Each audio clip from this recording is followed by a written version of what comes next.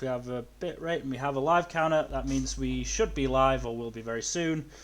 Welcome back to the Storytime Network. It is the Paradox Hour podcast once again. Fingers crossed this stream won't die an hour in, because that would be very inconvenient. I don't know why my internet died on Thursday, but it did. And that cut short the Ace Attorney stream, which was a disappointment, because it was very fun. Talking about how Detective Gumshoe figured out clues using his erection. He kept saying he had hard evidence. What were we supposed to do? The jokes wrote themselves. This is the Fall Anime 3+ episode check-in. There are maybe, 2 shows with 3 episodes? With just 3 episodes? Everything else is more than 3, which made it a bitch to catch up. You're the one who insists on doing only 1 episode for the premiere check-in. Yeah, no, I made things 100 times worse on myself by not watching anything in the intervening 2 weeks. I am, gonna make sure to keep up this time. Oh boy, that so went badly for me, but it means it's all fresh in my head. Kind of the one upside. The one upside, it's fresh in my head, but as I said before the stream, it's all jumbled up, so not sure how much I remember of everything. Certainly some of the less good shows, I probably don't remember that much. Yeah, but starting with one that I do remember a lot from, because it's incredible, 86 Cour 2. Fucking hell, this show is so good. It's so good. Makes me feel a lot of different emotions. Yeah, last week's episode was a absolute bitch. So that cliffhanger too. Have you two watched today's episode? Yes. Okay, good. Because spoiler warning is in effect. We will be talking about everything. First thing I would have mentioned, because it is just stuck in my mind, Eugene. Dear God, did I see his death coming. The instant he started talking about his future, it was just red flags. So many death flags. That said, I didn't anticipate that his arm was away from his body. Oh yeah, no, that was gruesome. Also, he got shot in fucking half. He got cut in half. Yeah. Certainly did not help Shin's PTSD. Yeah. He got some hardcore PTSD survivors going on. And that certainly seems to be the main sort of focus on in their storyline is Shin's progressively worse PTSD and the effects it's having on the people around him. Yep. We also went to several episodes without seeing Lena, but she popped back up last week, which was really nice. It was nice until you realized it was because let's be real, the Republic of Magnolia were reaping what they had sowed. Oh yeah, they set themselves up for that so hard. Yeah, it's not like they didn't deserve it. On the other hand, though, it's kind of sucky for the more innocent people who live there, like the other 86. Yeah, last we saw, which was it post-credits or was it pre-credits? I can't remember. I think it was pre-credits. Of San Manolia was, the ruins of, I think, District 1? Yeah, the ruins of their capital area. Yeah. Basically. No sign of Lena and her. Oh no, it shows them fighting still and defending. Did it? But then it cuts to the opening credits, and that's the last we see of them. No, we saw a destroyed area of San Manolia near the end of the episode, didn't we? Yeah. Oh yeah, no, that was at the very end. That was last week though. This week it shows them again. Yeah, and the destroyed remains of Lena's bedroom, if I recall correctly. Which I should. It was the last episode I watched.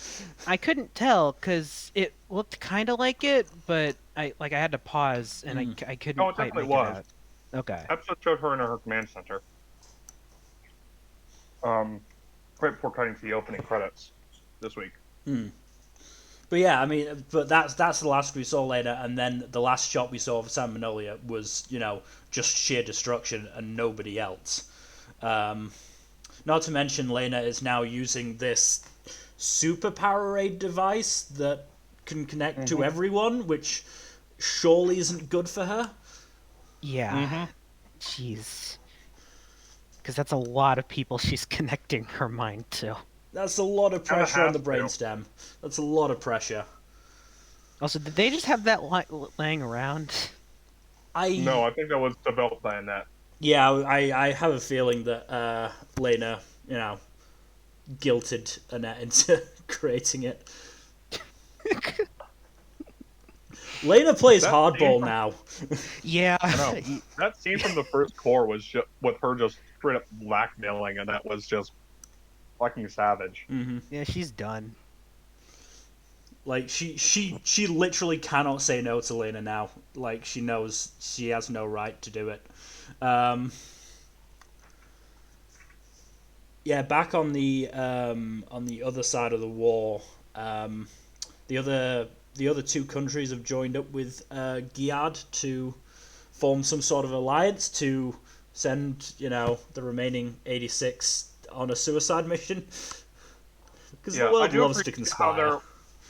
I do appreciate how their immediate superior was like, "What the fuck is wrong with you guys for doing this?"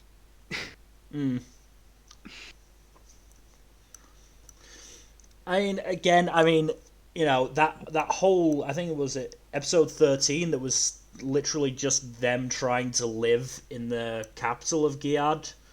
Yeah. Like, 5-6 minutes in, it was so easy to tell that they just weren't going to be able to cope not being on the battlefield. They needed that purpose. Mm-hmm. They are fundamentally broken people who need a fight. Yeah, it's pretty messed up because they never should have been in that situation, and now they just are. Exactly, and now they choose to be. Yeah, and that's part of the part of why all these adults are protesting so much, along with the fact that they are 15, 16, 17-year-olds. Is Raiden 18? He seems like he'd be the oldest. I think so. But the rest of them are like 16, 17 years old. But teenagers, still underage. Yeah, and the other part is obviously kids. Yeah, and the other part is obviously they've so clearly been doing this for so long, and it's only now that we can help them.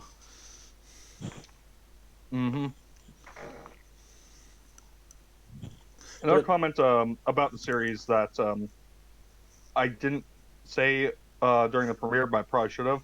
The OP for this Cour is really good. Oh yeah. I can't say I've watched it every time because I had no time for OPs and EDs. That's fair. Unfortunately, I had to keep skipping a lot of them. I'm pretty sure the group that did the OP for this one did at least one of the Hiroaka OPs. They also did Sarazanmai's opening. Did they? Let me check. I think so. I thought they did. No, the OP is done by Amazurashi, who did do a My Hero OP, if I recall correctly. Did... Oh, what did they do? Let's have a look there. Yeah, they did first OP of Season 2. They did the ED for Dororo. I was thinking of Kanabun. That's what I was thinking of. Okay. Kanabun did Sarazanmai, yeah. And I think they did a... I'm pretty sure a lot of groups have done Hiroaka OPs. Yeah, I think that's why I got them mixed up. Yeah, Kanabun Kanaboom did the Culture Festival OP, if I Yeah, that's why I recall got mixed correctly. up. Okay. Yeah. Yeah. I mean, Amazarashi are great. I've got several of their songs on my phone. They are a really, really good band. So it doesn't surprise me that they've got another banger. Yeah. I mean, the banger song goes with the really good visuals. So. How do we feel about um, Frederica? I like her. She's interesting. I like her a lot. Yeah, her friend is a railgun now. And not the fun kind of railgun. The No. kind of railgun. No, yeah. Kiri is a friggin' railgun. I mean, by the sounds of his behaviour, it's a change she very much approves of. Yeah. Kiri is happy to be a railgun now. I mean, who doesn't want to be a railgun at some point in their life? But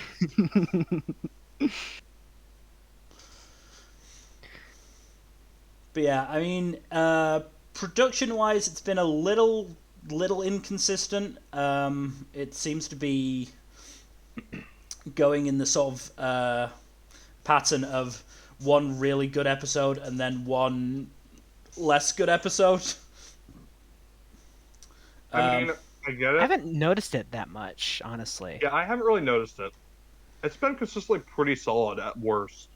I mean, it's not been terrible by any stretch. It's just that in let's see, I think episodes 14 and 16 and today's episode, which was 18. Am I right, or was it the other way around?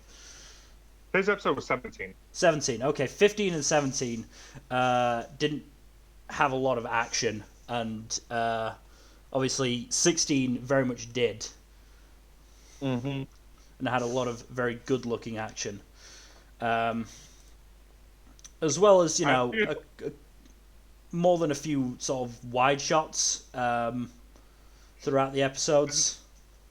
I think it's also partially a pacing thing. Very possibly, yes. Yeah.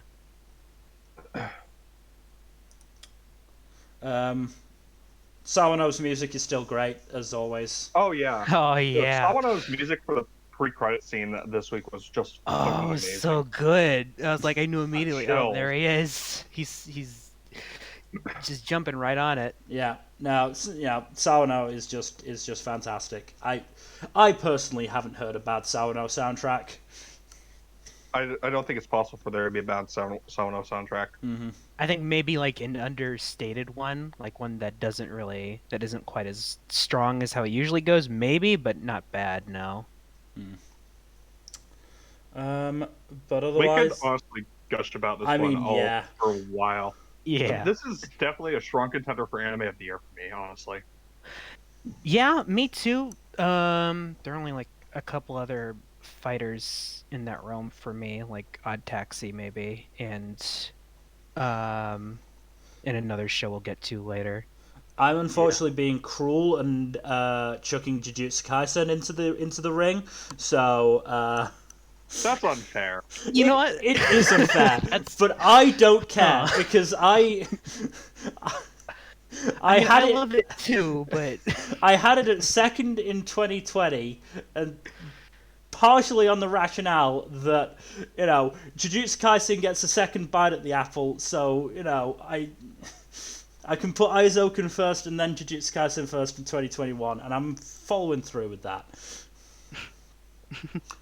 86 is definitely up there, though. I have a feeling it's probably going to end up in top 5. It's probably top 5 for me at least. I'd have to run through the list again. Yeah, it'd have to really screw the pooch to not be top 5. It would have to make the dickheads of San Manolia the heroes after all. I don't think that's gonna happen. There's no way. There's no way. There's no way in how unequivocally anti-fascist and anti-war this show has been. Then again, I guess I've seen shows fuck up harder, so I don't know, but I can't imagine. At this point, I trust the source material enough to to not have fucked it up in the first place. I don't think the anime studio would fuck up that badly. They're not Cloverworks. Oh, you had to go there, didn't you? I had to go there because Whoa. I had to go there because Cloverworks is making another original anime at some point, and we all know what happened with the last Cloverworks original. And they're gonna do Spy Family too. At least that's in collaboration with Wit. Also, quick side note: I didn't realize the X in Spy Family was silent. I've been stating. Yeah, I wasn't quite sure of that for a while either, because like you're either silent or you're there. Yeah, I've been saying Spy Family this entire time. Same here. It's like Hunter x Hunter. Yeah. What? Why don't they pronounce their X's? Damn it! I don't know. It's even more confusing that some shows do. In fairness, I'm fairly sure. And sometimes they do the X differently, like they do cross. I'm fairly sure Spy Family is supposed to be like the shipping X. Huh. I mean, I haven't thought about that. I kind of get it. It's like wedding spies and families together. Like that's the rationale in my head. No, that makes sense. That makes sense. I can't argue with that. Regardless, we should probably move on. Yeah, we should move on. 86, very good. Yeah, obviously. Watch 86.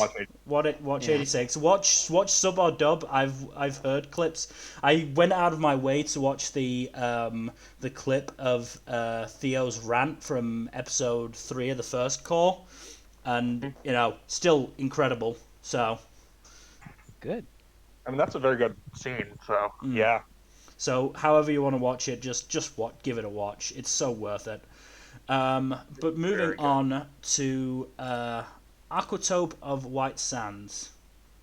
This one's also very good, but it has its issues. Sorry. I knew you had to take that screenshot. Oh, I've got a collection again. There we go. It should have gone back to the start, but oh well. Yeah. I mean, the most notable episode recently was definitely the Chiyu episode, which was extremely good. Yeah, that was. I mean, I just at the start of the episode, I was just going, "No, Kukuru, please think about this. It hasn't been confirmed, but it seems so clear that she has a kid. Please think this through." Oh, you're not thinking it through. To be fair, Kukuru is still kind of childish and doesn't think things through all that often. Thankfully, that means she's not even thinking about romance. It is completely ignoring Kai showing his egg sack. Literally every time Kai has tried to even attempted to woo her, it has gone completely over her fucking head. Yep. She doesn't even notice him. I agree with. Oh, this is gonna be the place that I struggle names. What's his face with the glasses? I don't know. I don't remember his name. I remember pretty much everyone else. Eiji. That's his name, Eiji.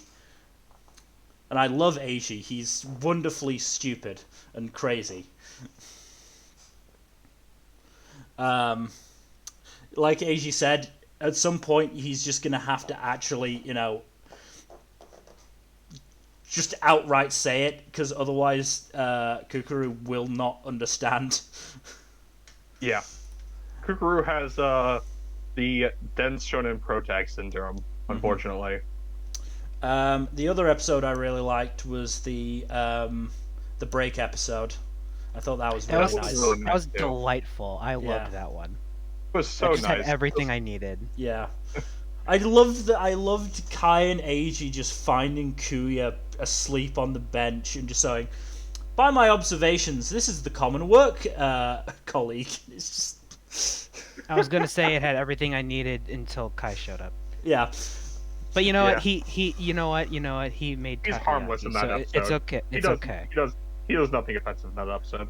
Yeah, unfortunately, okay. He made takoyaki, so it's okay. He's voiced by the same guy who voiced Shodoro in Backflip, and so I can't hate him that much Though I do obviously fully support the whole he is not a good romantic partner for Kukuru. I don't I know a just think he single needs to be person eaten who by a actually shark. I'm just saying. I think that would make the show just a little bit more interesting, definitely shake things up. yeah, like there's a shark right there. Just, someone just pushes him in, or maybe he falls in. But yeah, I don't think there's a single person I know of who actually supports Kai getting with Kukuru. No. Okay, so here's another thing that I've been expecting someone in the show to mention and they haven't. Is it just me, or is it clear that the reason the Hawaiian shirt director stuck Kukuru in marketing is because he's like getting her ready for a management position, possibly even to take over as director at some point? I believe I would that. not be surprised. Because obviously, She has a lot of experience, so she's basically an ideal heir. Because that's the thing. Obviously, to be director, you need experience in lots of different sectors, and most of what Kukuru's experience is attendant. So there's no need for it to stick her there until she's got experience in the other parts. That said, her boss is a fucking dick. Oh yeah, no. Her immediate boss is an asshole. Yeah. Like, does he actually do any work, or does he just pretend to tap on his laptop and then go to lunch? I think we'll see a bit more into him a bit later. I kind of get that vibe from him. The show turned me around 180 degrees on Chiyu. I would not be surprised if it managed to turn me around on him too. Yeah, like a character that clearly is not like a nice person, at least not most of the time, has something going on. So I wouldn't be surprised if there's more to him, because we keep seeing like disappear and walk back in, just in and out all the time. So I think, what's he doing? But yeah, no, like the whole Chiyu thing was just like, holy shit, everything makes sense now. I love reveals like that just recontextualize every single appearance of a character up until then. Mm-hmm. Exactly. No, I imagine if I were to go back and watch the first Cour, I would probably catch so many hints of this, like in her debut episode. I knew something was going on. I just didn't expect that she had a friggin' kid. Exactly. No, I didn't hit on the kid thing until like she couldn't stay the night, and then instantly that made sense. I thought she had like a sick relative or something. That was also possible. My mind just jumped to kid. Yeah. What else? I love that the Tingala non Gamma Gamma employees are calling him Umiyan-san. Yeah, because they don't seem to realize that Umiyan is his nickname. And I still just love Umiyan anyway. He's great. His supervisor catching him with the alcoholic popsicles was hilarious. And then offering them to her. She didn't even seem to realize that they were alcoholic.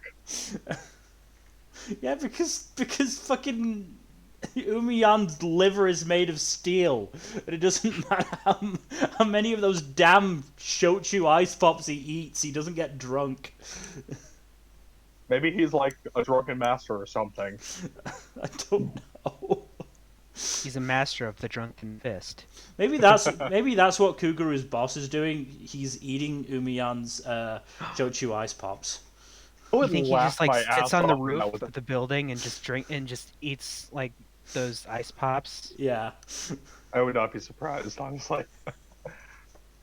But yeah, no, this is good. Mm-hmm. And the most recent episode was pretty fun. It was the whole cosplay aquarium thing. That was fun, yeah. That was very fun, and interesting little tidbit at the end there too.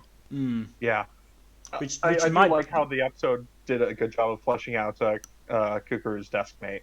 Maida, yeah. Yeah. She's a neat character. I like her. I like her. I think she's also pretty relatable too. Yeah. Oh yeah. Like yeah, no, her whole thing is really relatable. Mm-hmm. Yeah, no, this is a good show. Like, it might not be in my top 5 of the year, but it could probably, if it sticks to landing, it'll be in my top 10 pretty Oh easily. yeah. You know what? You know what? No. Give me the romance and give me the romance I want. You're in top 5. Okay? That's all I Yeah, need. no. I just If it actually goes please. Yuri, if it goes Yuri Endgame, I will 100% put in my I top don't 5. think it But will, but no. They're basically Just- living together. How Yeah. many times can we say there is no heterosexual explanation for this until it becomes true? Maybe if we pray hard enough, it'll happen. They are Maybe literally we just just call on the girlfriends. Yeah. yeah.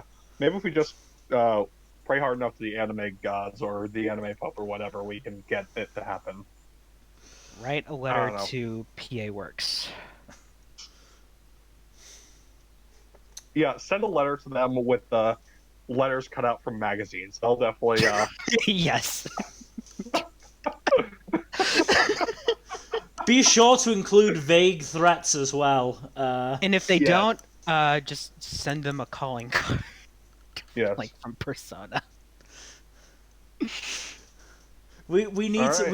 we need more Phantom Thieves attacks on homophobic anime producers.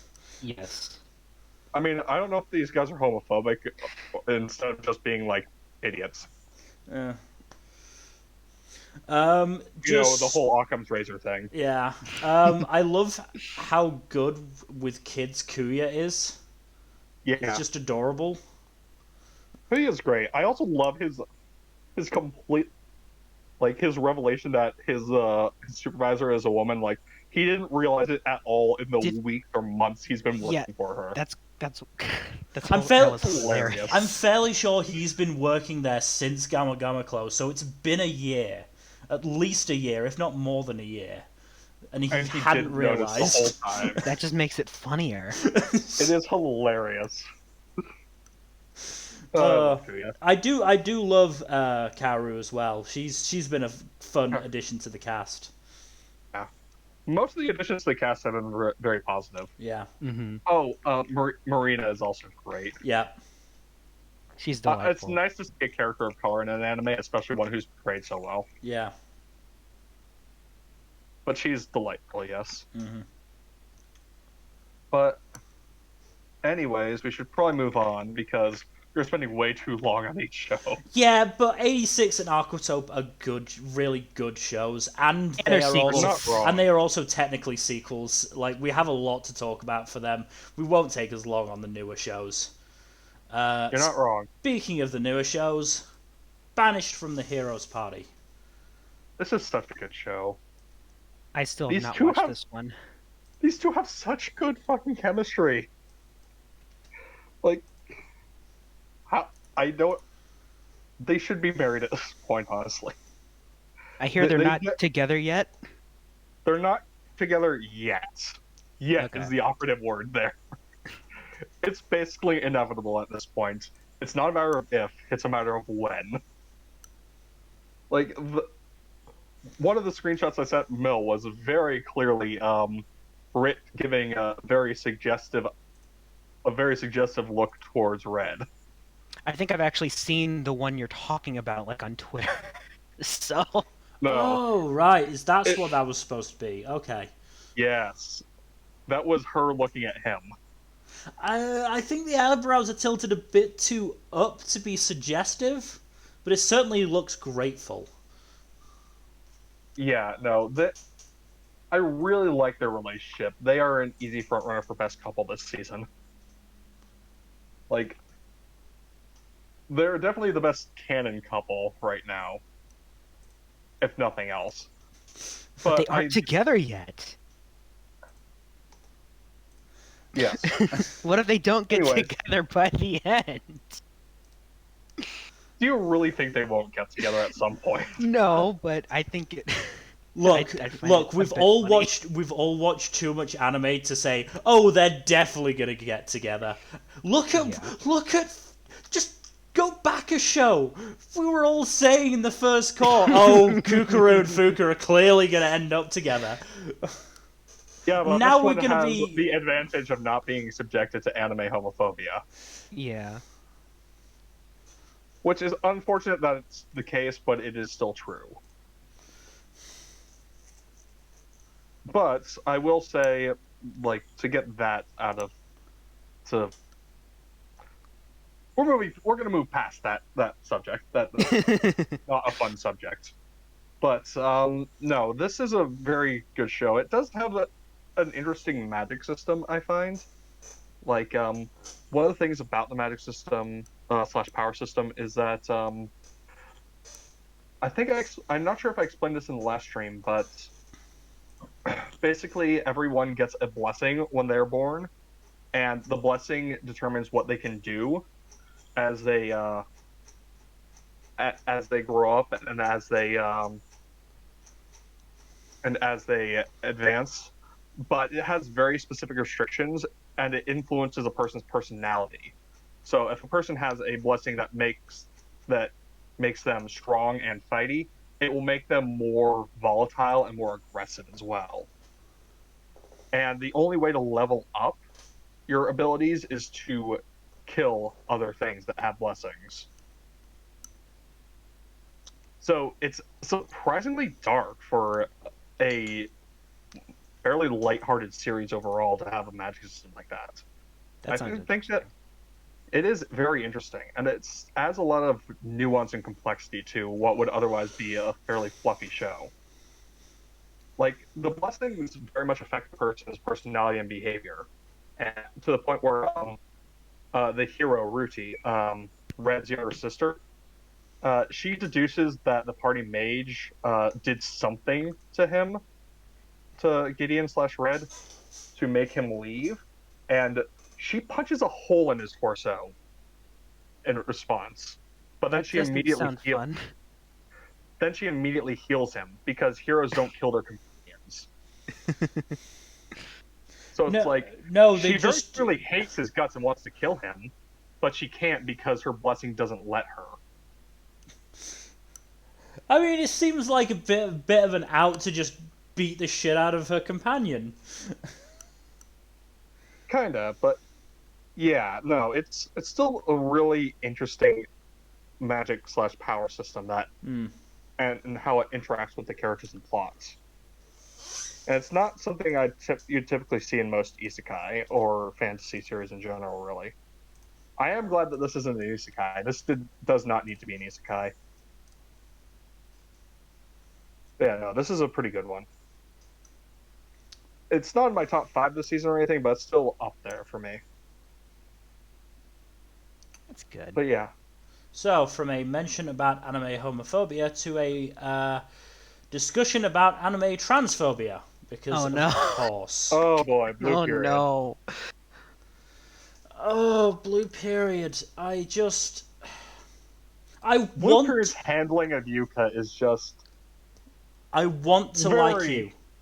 I want to like you. But you need to have Yatara stop dead naming Yuka. I've seen some discourse about it on Twitter as well, surprising no one, of course, but it's It's Twitter. yeah. I will say, at the very least, he seems to respect her pronouns. No, because Japanese doesn't have gendered pronouns, so he's not. Ah, That's the subtitles doing it. Yeah. never mind then. I do. Yeah, no. The weird thing is, like, Like, it's a the good show show can't. otherwise. Outside of that, it's a really enjoyable show.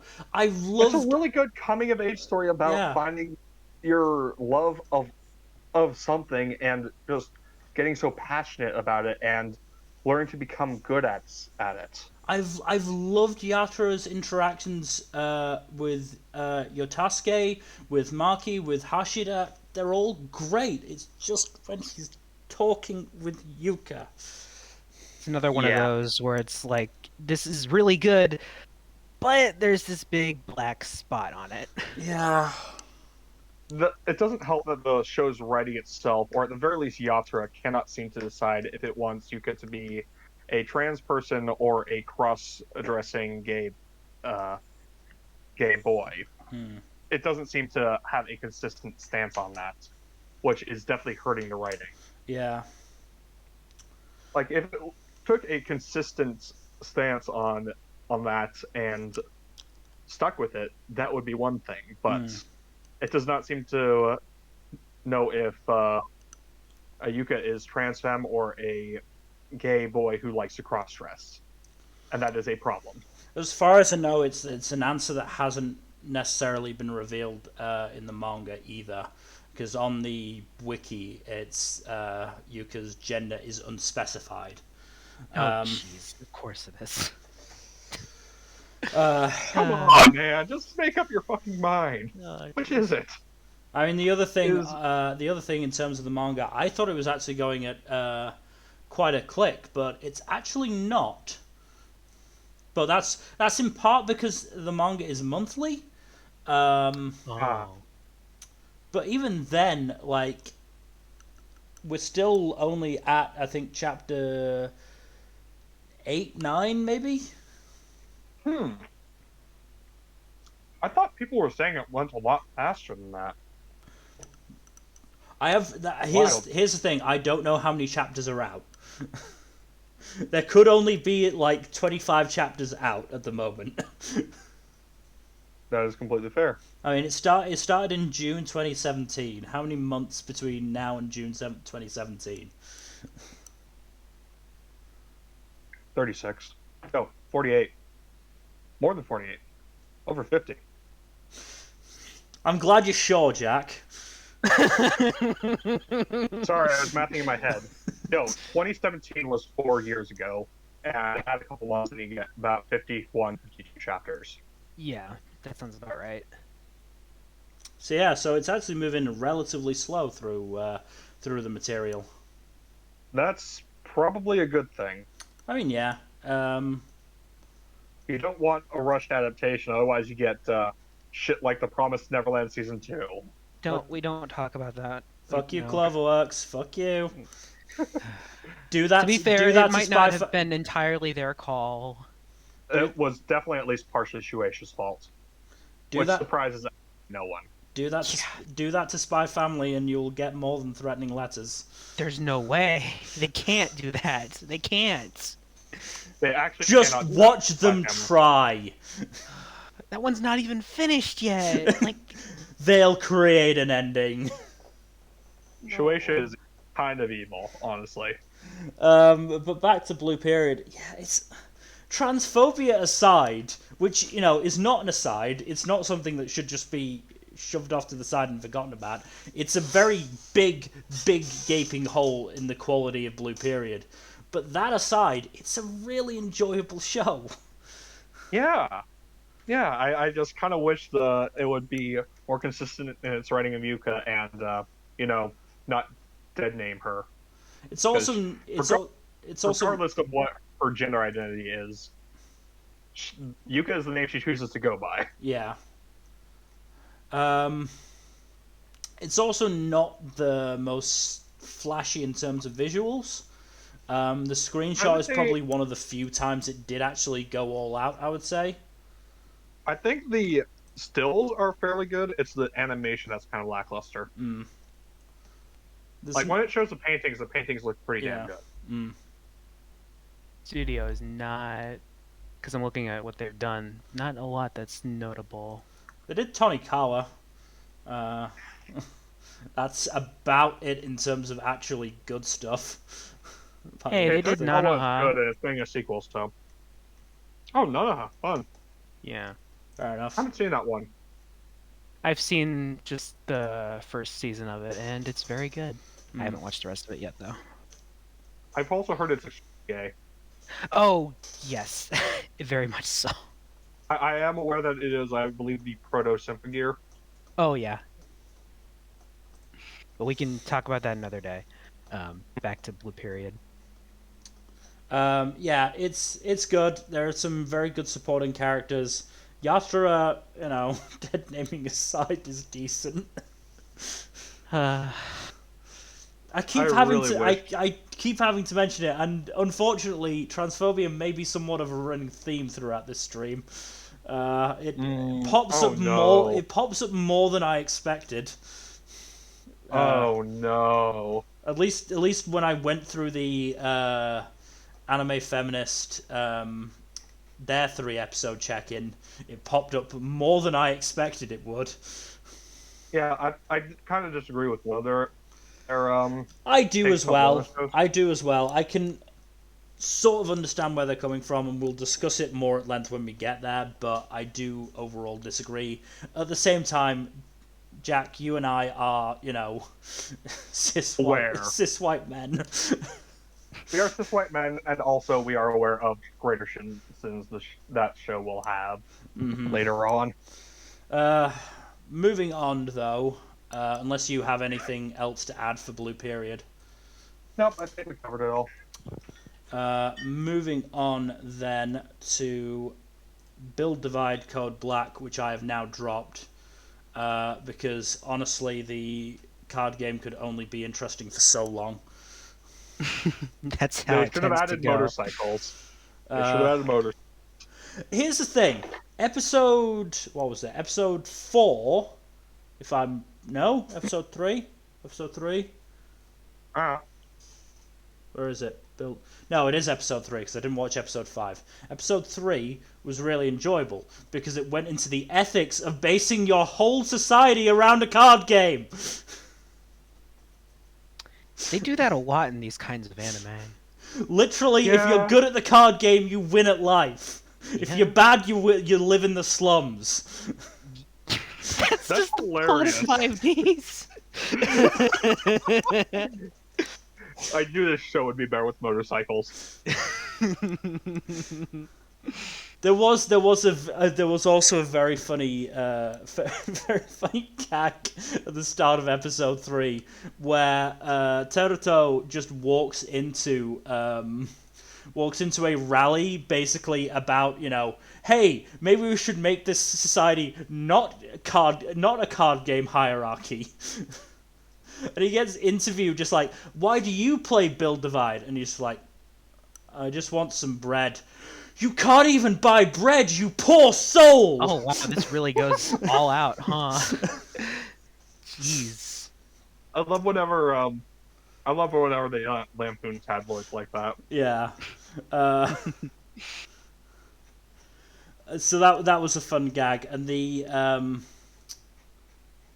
character Teruto faced in that episode was very interesting, because he was obviously trying to make society less shit and less card game based, because why?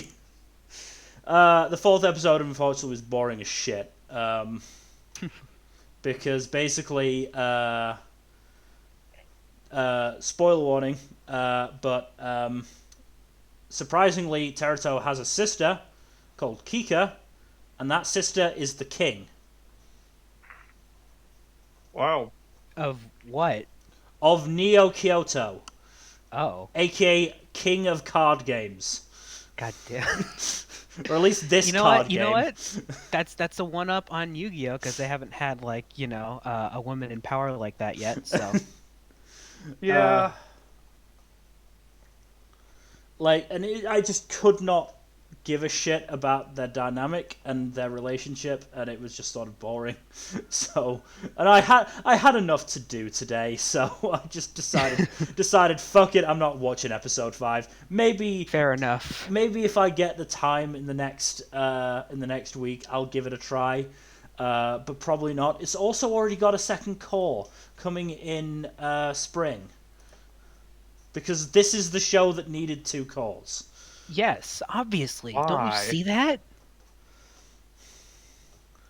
Yeah, This is just a card game anime. There's nothing more to say about it. It's a card game anime. Hey, card game anime can be good. Not to mention, Teruto's deck is so fucking bullshit. It's so bullshit. Oh, is it hacks? It's just hacks. Oh no. No. It's so broken. And yet he lost to the king, who obviously had a more broken deck. See, these card game anime aren't nearly as fun without the randomness factor of, oh shit, I drew a bad hand. I might actually lose because my deck isn't ultra perfect broken. That's the thing in these card game animes. No one ever draws a bad hand. That happened like on once or twice in different Yu-Gi-Oh series, but Like that's they might start with a bad hand, but then part of the cards. Oh look, this is the card that I need to make this shitty hand perfect. It's worth mentioning that one of those was a gag episode, so. Of course it was. I would really love to see a gag in an anime where someone says, "I believe in the heart of the cards," flubs horribly, and then says, "I always think Yu-Gi-Oh was bullshit." No, I'm pretty sure that basically happens to Joey with Time Wizard. Oh wow. Yugi set him up by giving him something that he could use against him. That's not. I think it was friend. Was it the duel against Esperoba in Battle C, where he just was like so confident in Time Wizard and then it fucking failed. Yeah, I'm pretty sure that was it. Oh, Joey. I would not be surprised if Lil Karimo did a Heart of the Cards bullshit gag at some point. You say that like he hasn't already multiple times. I'm pretty sure he has. I said I'd be surprised if he hadn't already. Yeah. But moving on to the big sequel, let's be real. Demon Slayer Mugen Train Arc. Does it really count as the big sequel when we have already seen this anime? Yeah, that's going to be the core of my discussion on this. It's just the movie. Like, I'm not caught up, but have we seen many new scenes yet? I don't think so. The only new scene we've seen was a premiere, which was the Rengoku bit. Right, Everything else has just been like the first third of the movie. Like, look, the movie's good. Okay, that's just watch the movie. It's on Funimation like right now. It's on Crunchyroll. Too, it's on Funny and Crunchyroll. If you don't have you can rent it too, like on freaking the PlayStation Store or whatever. Like it's so easily accessible. PlayStation Store. Real reason. PlayStation Store, Google, Amazon. It's everywhere. Yeah. The best and only real reason to watch this anime is the OP and ED because of their good songs. Oh, yeah, but the OP just spoils the entire arc. It does, doesn't it? I mean, who here hasn't already watched Mugen Train? I mean, we have, but I don't think anyone has an excuse at this point because there's the movie, the manga, the friggin' game, even. Like, is the game any good? Yes, it is. That's the thing. Okay, that's good. I'm glad. I might give it a try if it's ever on sale. Yeah, it's actually surprisingly solid and adapts most of the stuff in the anime very well. That's good. With an extra bonus bit at the ending that's really nice, but I won't spoil that or anything. But yeah, just watch the friggin' movie. Honestly, is the extra bit at the ending spoilers coming back to life? No. Wait. Or just not dying in the first place? Kind of yes, kind of no. I'll just say it's a dream sequence. Ah, okay. I should in the Discord. Yeah, if you want. I should point out that I do have 2 screenshots for Demon Slayer. First is obviously showing off the stellar action. The second is showing off the relatively stellar sense of humor, which is of course Inosuke's dream. I love Inosuke. Inosuke's fantastic. Inosuke is easily my favorite of the main quartet. He's wonderful. I mean, it helps that Zenitsu is kind of the worst, and Nezuko has next to no character. And Tanjiro is just a nice dude, which that's fine. But all right, I posted the spoiler in the Discord. Oh, that's cool. Which, if you know what happens later, that's a really nice little foreshadowing bit. Yeah, that's really cool. That's really neat. But yeah, really cool. Like, not really much else to say about this, honestly. No, it's Demon Slayer. It's good, Look, there is no excuse for it to be both a movie and a TV show. Just pick one or the other. Like, here's the thing: when the movie first got announced, we were all like, "Oh, well, that makes sense. They can't. They probably feel like they can't do this arc in a TV series, so it makes sense that they do it in a movie. And yet here they are doing it in a fucking TV series. It does sort of bring up an issue I have with a lot of modern anime movies, not all of them, but mostly the ones that are based on existing franchises and stuff. A lot of them lately just do not, like, they don't take advantage, or at least full advantage of the fact that they are movies. They have movie time, movie budget, movie staff, everything. Yeah. And yet this movie, like, it looks good, it's great, but it's not that much of a step above what we would get, like, from season 1 or in future seasons. And here, the new My Hero movie is the same way. And the one thing that does that most other shonen movies don't do is that it's actually part of the main continuity of the story. Yes, too, but that in terms of the actual movie, that hurts it, I feel, because it doesn't feel like a movie. It feels like a bunch of anime episodes spliced together. Which now they're being separated into season 2. And hey, it's working fairly well in terms of the pacing. I mean, it works. Like, it looks good. It's a good movie. It was a friggin' blockbuster. Like, it's just a little bit frustrating because they didn't need to do this. They did need to do it. Ufotable needs to take the money they lost on the Yoshi lawsuit. You know what? Yeah, it's true. They gotta, they gotta can't just keep recoup the avoiding Yoshi their taxes losses forever. Yeah. Clearly. Yeah. Honestly, there's not a lot for us to say until they get to the fucking entertainment arc. Yeah, it's Demon Slayer. It's good. Watch the movie. Read the manga. Even whatever. Just. I will say that the anime is better than the manga.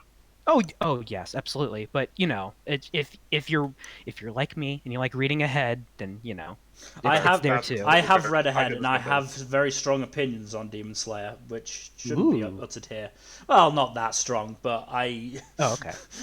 Well, that's not fun. I need your spicy takes, Mill. Come on. Fuck it. I'll say it here. I'll say it here. I think it's a series that is paced both too fast and too slow. Okay. I do At feel the like same time. I do feel like the anime can fix this issue. Oh yeah, pretty easily, honestly. By adding in anime original stuff is the thing. Yeah. At the right times. Don't go extending the stupidly long fight arcs, please. But in between the major arcs, maybe you can give Zenitsu and Inosuke something to do. Yeah. But yeah, we should probably move on to I'm surprised we talked about this for this long. Yeah, Digimon, Digital Monsters. Oh yeah. Digimon Ghost Game. Yes, Ghost Game. What episode? Go ahead and talk about your son. What episode are we up to now? I think we're up to 5? 4 or 5. Everything is on at least episode 3, if not episode 5. Yeah. I'll check that real quick. But yeah, this show's it's been pretty good. Okay, yeah, we've had episode 4, episode 5 is tonight. Okay. Yeah, it's very good so far. Not a lot different from what I have to say previously. Although it is starting to hit this interesting pattern that I don't recall previous seasons doing, where basically the antagonist Digimon for the episode, because it's in an episodic formula for now, they're either a bad Digimon trying to do bad things, or a misguided Digimon that just wants to hang out with humans in some way. Like in episode 1, Clockmon just wants to wreak havoc for no real reason. So Clockmon is being Cockmon. Yeah. And at the end of the episode, he just manages to get away. Episode 2 is Mummymon, where he wanted to, he keeps wrapping up people and trying to mummify them, thinking that it will grant them eternal life and make their lives better. And then the protagonist at the end is like, no, that's not how human medicine works here. Please, hang out at a hospital. So Mummymon is being Dummymon. Yes. Correct. Yes, pretty much. And then episode 3 was pretty much just Dracmon trying to make people lose limbs by photoshopping their photos on social media. I And don't think I have a rhyme for this one. no, unfortunately. And he just gets away at the end. Episode 4 is Pumpmon. I just noticed that all of these are just common horror movie stuff. I thought it was deviating from that. But was Pumpmon just trying to make friends for Halloween, and he does that by the end. But he was trying to do it initially by shoving pumpkins on people's heads, and that's obviously not a good idea. Why But is it that when I heard shoving pumpkins, my mind went to the ass shove? Why? I don't know, man. That's on you. I That's know. all on Why you. does my No. mind go that way? No, don't no. This I don't know. Okay, it just happened. Fault. It's all no moving fault. on from that. So it's sort of hitting this weird pattern where they either get away or they hang out and be friends. And no Digimon has, died, I put in quotation marks, yet in this show, which I'm not sure how to feel about, because it's definitely interesting and it's different, but they can't keep it up for that long throughout this whole episodic structure that they're doing. But what I do know, So we haven't had a case of the Leomon yet. no, not yet. Which I can't believe he actually survived in the previous show. I can't believe that. But yeah, so it's interesting. It's hitting this weird pattern, and I'm waiting for it to break it somehow. But I have seen episode summaries for like the next few episodes, and it looks like it might do so by episode 9. But we'll just have to wait and see. Aside from that, it really is just a fun show. Good so far. Characters are great. Animation, like I said before, is kind of not bad, but not really remarkable in any way.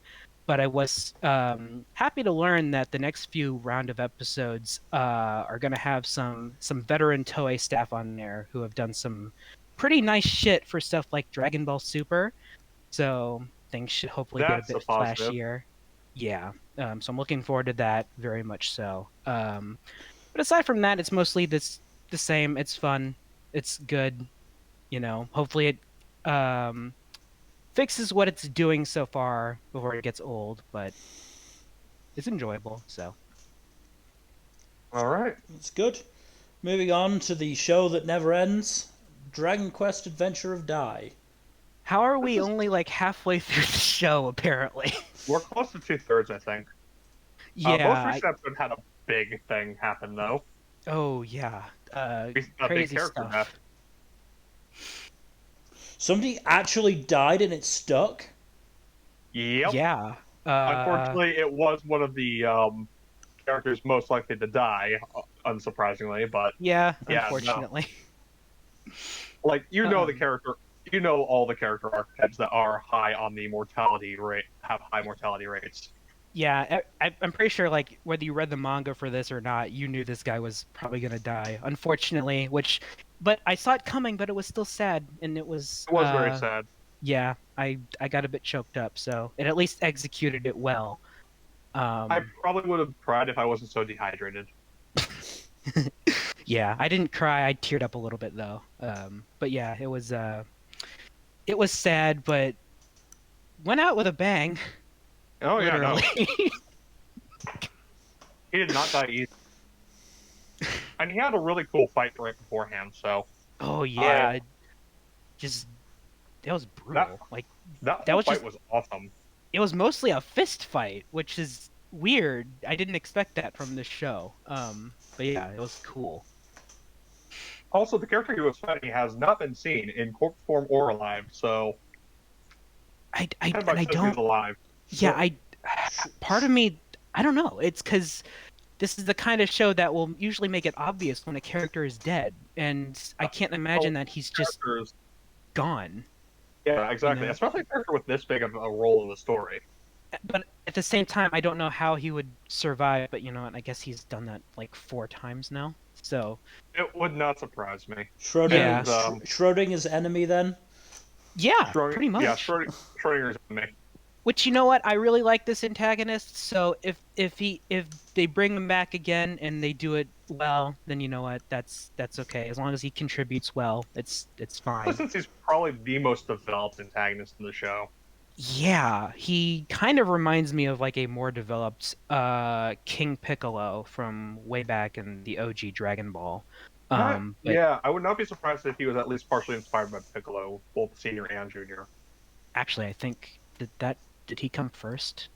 No, Piccolo definitely came first.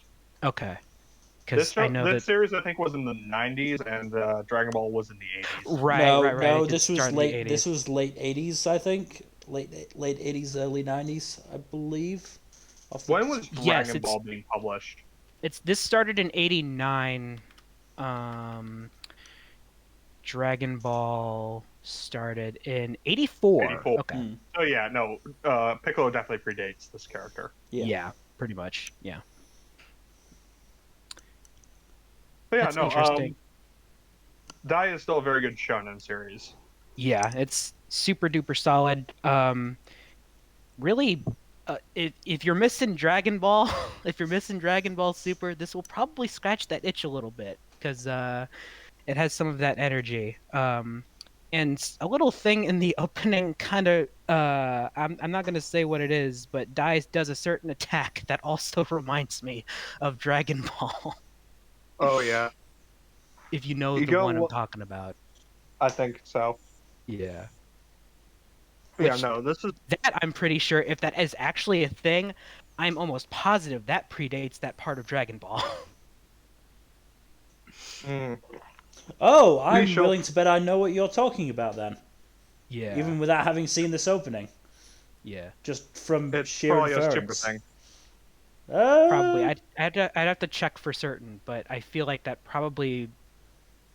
I'm more leaning towards a GT thing if I'm recalling the timings correctly.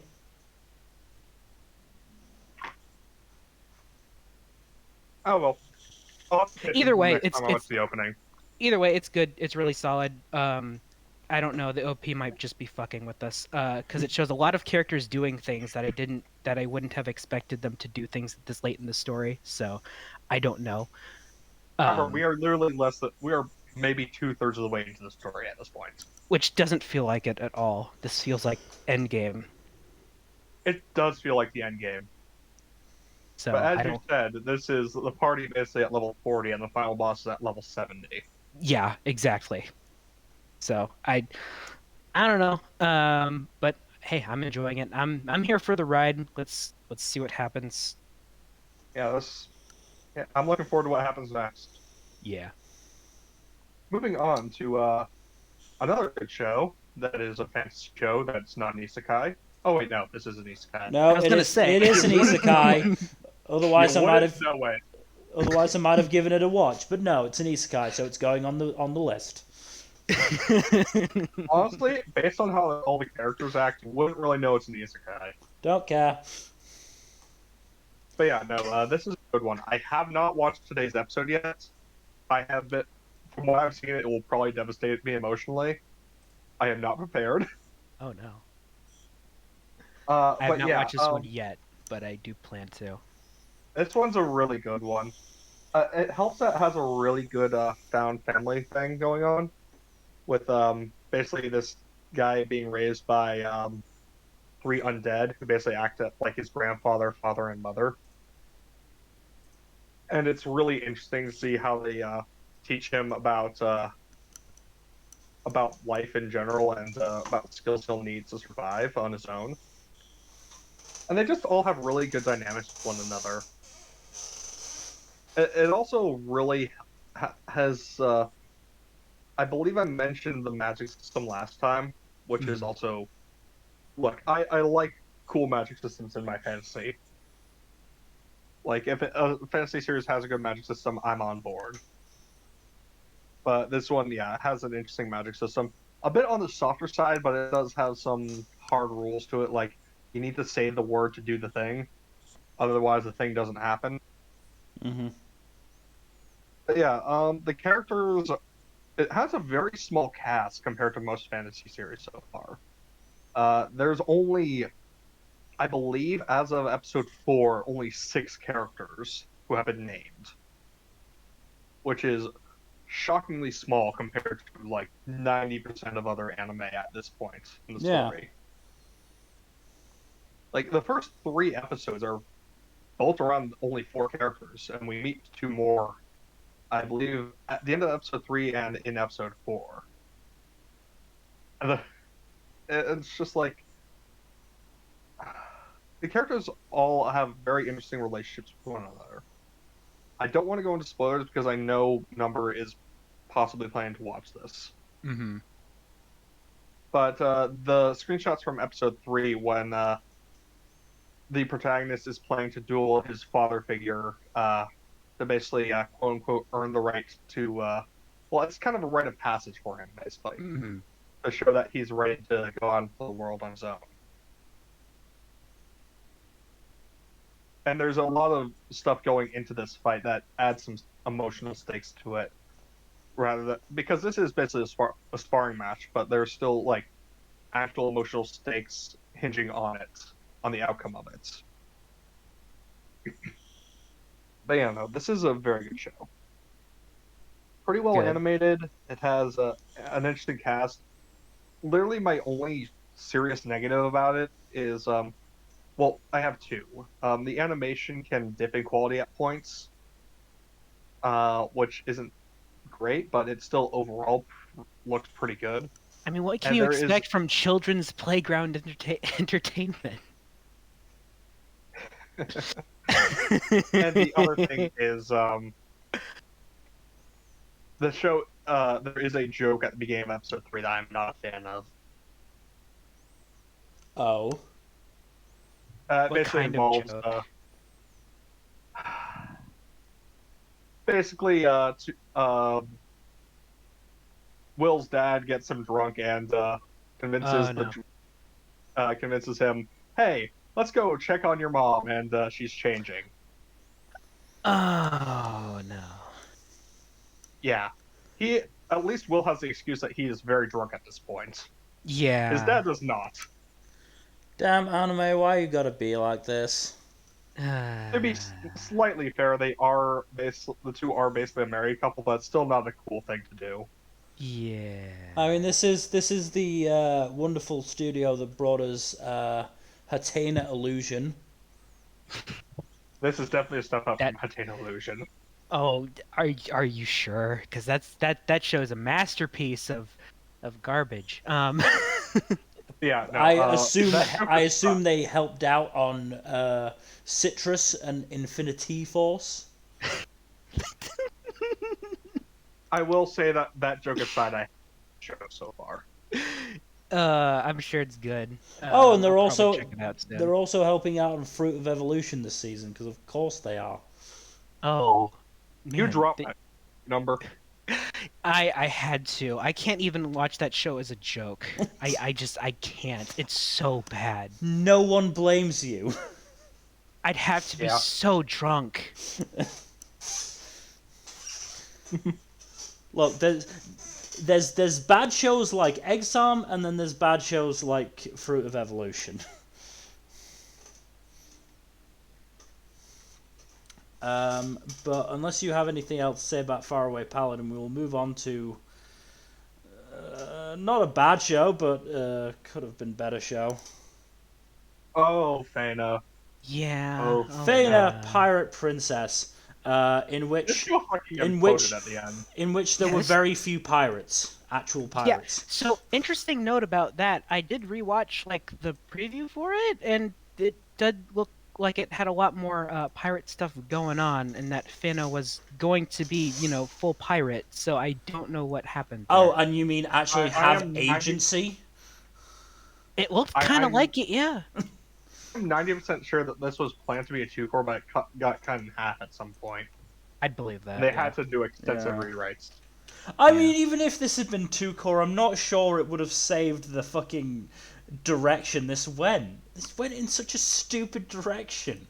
I don't know. I mean, yeah. I kind of liked the very end though. Honestly, I don't think it was great, but I was happy enough with it. I mean, I liked the overall ending of Fena, going around with the gang, and eventually, Yukimaru finally fucking manages to push out that a confession. Yeah. Took him long enough. It took him long enough, yeah. He had to wait I for his will girl to also get say- friggin' amnesia. I will also say I'm glad that at least some of the lady pirates survived somehow. Yeah. How did they? I did I they know survive? one of them was in the crow's nest, but the others I don't know. I mean, I'm fine with that, but like, huh? I mean, I don't know, man. they are symptomatic of the big problem that Fena had, which was dropping plot threads like they were boiling hot. Like they made such a big deal about Shitan's brother, and then he just never came up again. Yeah, that was so weird. Like that was such. I thought that was gonna be like a big thing later, and it just wasn't. Yeah, it's stuff like this that makes me think, yeah, no, this was definitely supposed to be two cores. Like they spent 2 episodes going, oh my god, Shitan's brother is coming, we're all gonna die, and then he just never came. Yeah. Oh no, he shows up in the last episode, but then he just takes Kusanagi and fucks off. It just, and not to mention, no, I am mentioning it because it's dumb. Abel was a terrible villain. If he was supposed to be a villain, I'm not sure, given he got the best ending of anyone. So I don't know how to feel. That he deserved. Yeah. Okay. So the one thing about that I'm not quite certain about, because it's kind of vague. I kind of saw it as not like those two getting together for like in the afterlife or whatever. I saw it more as her granting him peace. But I don't know. I mean, it's just been a whole dying dream on his part, and he just got sent to hell. I could have seen that too. In that place, unambiguous. In that place, I can't see it as a dying dream because all sorts of other stupid magic shit was going on. Although I guess it doesn't really matter because they apparently reincarnated as children. Wait, what? I didn't notice that. What? So there's one really brief scene at the close to the end of the episode. I think it's actually after the credits, where Fena is walking around this town, and you see 2 children run by her, and they look suspiciously like Abel and her mother. Okay, give me a minute. I'm fucking getting this up. I did not notice that. Yeah. I didn't notice that either. I kind of tuned out by that point a little bit. I will admit. That's fair. But yeah. So it was the bit in the town where Fena just stopped for a moment. Yeah. Huh. Okay.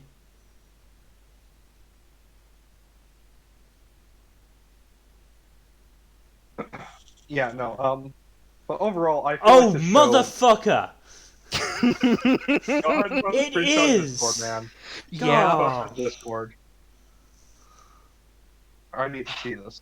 I can't take a screenshot. Crunchyroll won't let me. Crunchyroll is evil. But it's 22:29 in the final episode. You can fix that in a browser setting, I think. Maybe I can. That would be helpful, but I can tell you how to do that later. That would be very helpful. Regardless. But yeah, I just. This show had so much potential, and so much of that potential was wasted. Why Yeah. couldn't they just have pirate duels with the women pirates? Why couldn't Because they? Why were there be at more this show for some samurai than fucking there reason. were pirates? No, there were more pirates. It's just almost none of them had lines. No, that's true. Like only 3 or 4 of them had lines. Like I like samurai, but I liked all of the samurai. I liked pirate all of them. Why And- couldn't we get Ninja Samurai versus pirates? I would Yeah. have loved that. Hey, Aaron. And, I initially thought, okay, maybe the name of the show is just a dubism. No, it's literally Pirate Princess. Yeah. So it's like Yeah, it's Kaizuko Oho, I think. Ojo. Yeah, and Ojo. yeah, and I don't know a lot of Japanese, but I've watched enough One Piece to know that is pirate. Yeah, and Ojo is High Lady or something like that. Ojo-sama. Yeah. Yeah, not to mention, Something went funky with its production, I think. Yeah. Hey, INJ Gaming. Yeah, I'm also still really disappointed that Crunchyroll didn't let me watch this dubbed. Yeah, that was a little weird. I mean, I guess it was just part of their arrangement with Adult Swim because, like, they'll probably add the dub eventually. I know, but I wanted to hear Casey Mongio as Cody/God. Well, Cody was a weird addition to the show. that was so weird. That was so weird. I mean, he did do one good thing in getting rid of Kenjiro Suda. I mean, that one creepy dude. Right, he did. We have to mention, we are contractually obligated to mention Nill's hatred of Kenjiro Suda at least once per stream. Yep. Of course. Oh, I'll be mentioning him later on in the stream. Don't you worry. Oh, does he show up again? Oh, that's fun. He shows up in at least 2 anime per season. Yeah, I think I'm not sure how many he's in this season, but I don't think he's been in anything I'm watching. I mean, I know he was in he's in Way of the House Husband, which I think dropped its 2nd season in this. Yeah, but who the fuck is watching the anime adaptation of Where the House Husband? Be surprised. And I believe he also Mushoku-chan Tensei. You know what? I'm not watching that, but he does also show up in Lupin. Oh. Okay. Right. Yeah, we should probably move on at some point, because... Anyways, this show is okay. It lost potential. Something fucky happened. It wasn't awful, but it clearly, shit happens with originals. If you do watch this, be prepared to be disappointed by the ending. Yeah. Or maybe you'll like it. Who knows? But, yeah. I can't wholeheartedly recommend it. No, neither can I. I'm exhausted. I've been up since 6 a.m. my time, and it's currently 1 a.m. I mean, this last night was the first night in almost a week that I've gotten more than 6 hours of sleep. Could not be more different. But moving on to another historical-based anime, Heike Story. Heike Story? Heike Story. Heike Story. I never know how to pronounce it. Hey, K-Story. I also still haven't watched this because it's 8 episodes out, and I just didn't have the time. I'm like 4 episodes behind. I am 1 episode behind. At this so we'll just stick to the first 3 or 4 episodes. At this point, I'm just going to watch the dub, because I'm fairly sure that's coming out. It's really hard to do spoilers on this because this is based off of a nearly 1,000-year-old story. Yeah. Like, episode 4, I think, is the episode where a certain major character dies. I'm trying to remember. Yeah, I'm trying to remember. Shigemori, I believe. Oh yeah. I'm just interested.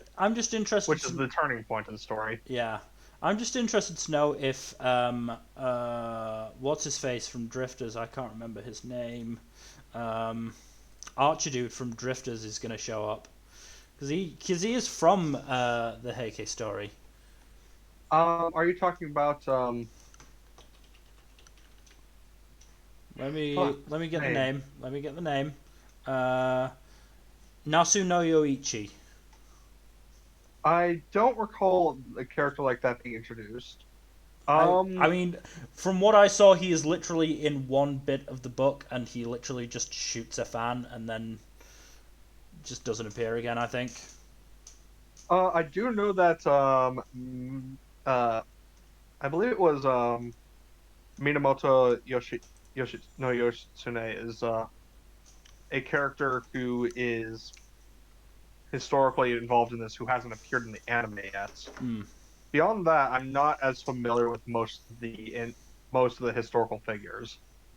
I only really know from, at least of people from that period, the only ones I am particularly familiar with are Yoshitsune, Benkei, Murasaki Shikibu, and Sei Shonagon.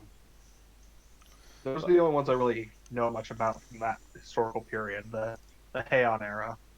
So the whole Heike story is pretty new to me. Yeah. Well, at least this is giving me the opportunity to actually, read my abridged copy of the book, which that's sort of the reason I've been putting that off, is because I want to read the book first, and I'm also sort of dreading it because it's, what is it, 10th, 11th century Japanese literature. It's been Did you ever translated. find your book? I did find it. It Okay, was just good. under a bunch of stuff, and it's now on my. I say it's a bedside table. It's 2 IKEA crates on top of each other. Hey, if you're using it as a table, it's a table. I had the crates. I didn't know where to put them. I didn't have a bedside table. I thought, hey, solve 2 problems with 1 stone. Yeah. Yeah, Heike Story is interesting. It definitely helps that it's being animated as well as it is. Yeah. Like, One of and the Naoko prettiest Yamada things is this a season. fucking amazing director. Like, she touches an anime and it looks amazing. Mm. I don't know how she does it. She just is a fantastic director. She's a witch. Burn her at the stake. No. Please no. Please like no. Her. We like her a lot. Yes, we need more people like her in this industry. No, she's seriously great. Yeah. Yeah, no, this is a good one. There's a lot of political stuff involved in this. It definitely focuses more on the politics than on the warfare. Mm-hmm. Though there are some brief battle bits, but it is very much more politically and administratively oriented.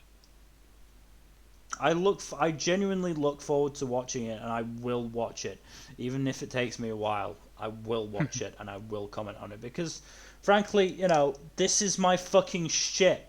I did my dissertation on on shit like this. I did my dissertation on history and folklore in Japanese media. I should watch this. I mean, Then why aren't you? Because I want to read the book first, and I'm just very busy. Of course. I'm very at least it's busy. this and not the Tale of Genji. That would be a fun one. Yeah. I do want to read the Tale of Genji at some point as well, just to say I've I done believe it. the Tale of Genji has a lot more sex stuff going on in it than this does. Well, Tale of Genji is less of a warrior's tale and more just the sordid goings on of the Heian court. Yeah, that tracks. If I recall my 10th century Japanese literature. Yeah, that tracks with what I know of it. Mm-hmm. But yeah. Unless you have any last thoughts to add? No, this is just a really good show and it looks amazing. Cool. Yeah, the show's good. Brush up on your Japanese history, though. Oh yeah, no. Some stuff's gonna blow over your head if you don't know it. You should probably have like a Wikipedia or Yeah. SparkNotes thing open. This is why I want the book. Yeah. Can't blame you. But moving on to, hey, how did this get into my anime? Hi, Guardian Spice. I've not seen this, so I've watched the first 3 episodes. I genuinely enjoyed it. good. I am about halfway through and that's actually not that bad, honestly. Yeah, I'm genuinely quite enjoying it. It's good. Parsley is like fucking great. I love Parsley. Parsley's great. Parsley's definitely the best to make 4. Yeah. I also love will... the fact that Time fucking tranked Buff Neppy Cat like 5 times. That's funny. That was funny. I will also say, like, the hatred for this is way overblown. There are much worse shows that deserve much more hates.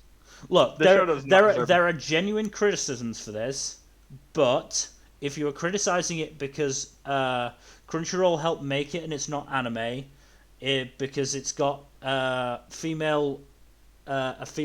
majority female cast and writing staff, and because it's got LGBTQ representation, then go fuck yourself. That's not valid criticism. There's valid criticism to be made from the show, which is that the characters are not the most deep in the world. I mean, you're only 3 episodes in. I am only 3 episodes in, but I still get the feeling that they're probably not going to be that deep in overall. You're not entirely wrong. Oh, that's the other character I really love. The fucking blacksmith teacher. He's fucking incredible. Oh. I love him. I love him to pieces. he starts his first class just going, "Gonna take attendance, Professor Flux. I'm here. Moving on." I do like. It's just great. And it helps that he's, obviously Parsley's main teacher, and as we've said, Parsley is the best. Rosemary and Sage are good as well. Rosemary is a bit, hyper, bit too hyper at times. Though I did really like her bit in episode 3 where she was talking to Professor Caraway, who I should point out is transgender.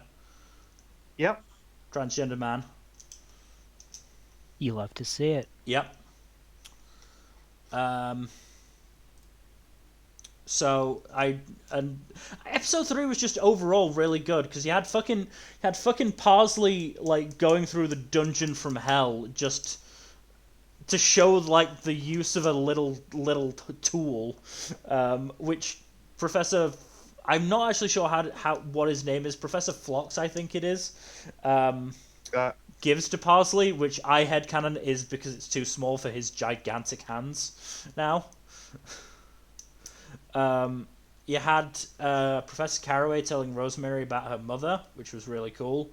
And then you had fucking Sage and mean bitch Amaryllis trying to deal with buffed up Neppy Cat. Yeah. The roided out cat is hilarious. The roided out cat is absolutely hilarious. Also, fuck anyone who said it was like Sage's fault. Like, what? She did nothing wrong. She just tried to make mostly Amaryllis' fault. No, mostly it's like 99% her fault. Anyway, the triad is pretty fun as well. The triad of the headmasters. I do love the whole Mother Maiden Crone thing. Yeah. And the crone telling it like it is. Mm-hmm. Yeah. No, I'm enjoying the show. I'm gonna keep up with it. It's great. Well, it's good. I'm not sure it's great yet, just because I do think that the characters are especially shallow, but that's not a bad thing necessarily. It's still an enjoyable show. Decently animated as well. I can't 100% recall. I watched this yesterday after having a pizza, I think, so my mind is sort of a bit vague. Certainly not bad animation. Maybe not, Sakuga filled, but still pretty good. I like the show. That's good. I liked a little less. Irina, the Cosmonaut vampire. I like this show. It's I do a good too. Show. It's really good. She is adorable. Yes. I like Irina. I like Lev. I sort of like their relationship, and until I learned that she's 17. And then I suddenly jumped off board the SS. How old is Lev again? I don't know, but I'm fairly sure it's in his 20s. He's somewhere in his 20s, probably. We don't know his age. Yeah. All we know is that he's been training for a bit. If he's in that fucking Cosmonaut group, he's probably mid-20s at I'm least. just gonna ignore it until we have a proper number. That's fair. I have to, because they're too cute. I like them together. They have a really good dynamic. Mm-hmm. I don't know why they had to say that she was 17 and not, like a year or two older than You know that. what? You know what? Even if she is, you don't have to say it. Yeah. You don't have to know that. I don't know. I'm pretty sure they needed her to be 21 or something for the program. They could have just had her lie about being a single year older. Yeah, but then she And that could would've been fine. then she could drink, and we wouldn't get the hilariousness of her literally taking a sip of alcohol and then getting shit faced. Well, this is still so funny. this is still alternate Russia. Drinking age is 16. She'd be fine either way. Yeah, but not for her people. Like, But yeah, I don't know. Like, I just can't. Maybe, I mean, we talked about this a little bit before the stream. Maybe it's a consequence of me doing this at the end of a 2-day long binge session of anime, in which I've watched, I don't know how many episodes of anime, but it's a fucking lot. This also does not lend itself to binging. Yeah, that was the No, next it thing does I was going to not. mention. It probably doesn't lend itself to binging. I have half of episode 5 still to watch. I will give it another chance. yeah. Tomorrow. I was just say like your best chance is a lot of shows like this do not lend themselves well to binging, but there are other shows that do.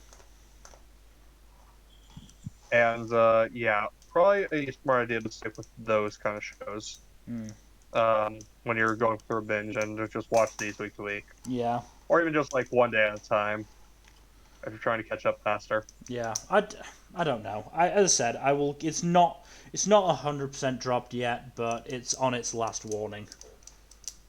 I get it. I kind of get it. I like how Irina just wants to get to the moon before the friggin' humans. I'm don't going. entirely I'm blame going her. to the one place that not ruined by capitalism. Sprays. Oh my god! What's that? I know it. I know it. I just don't remember. Oh, It's Tim What? Curry in that fucking I love communism Tim video Curry game. so much.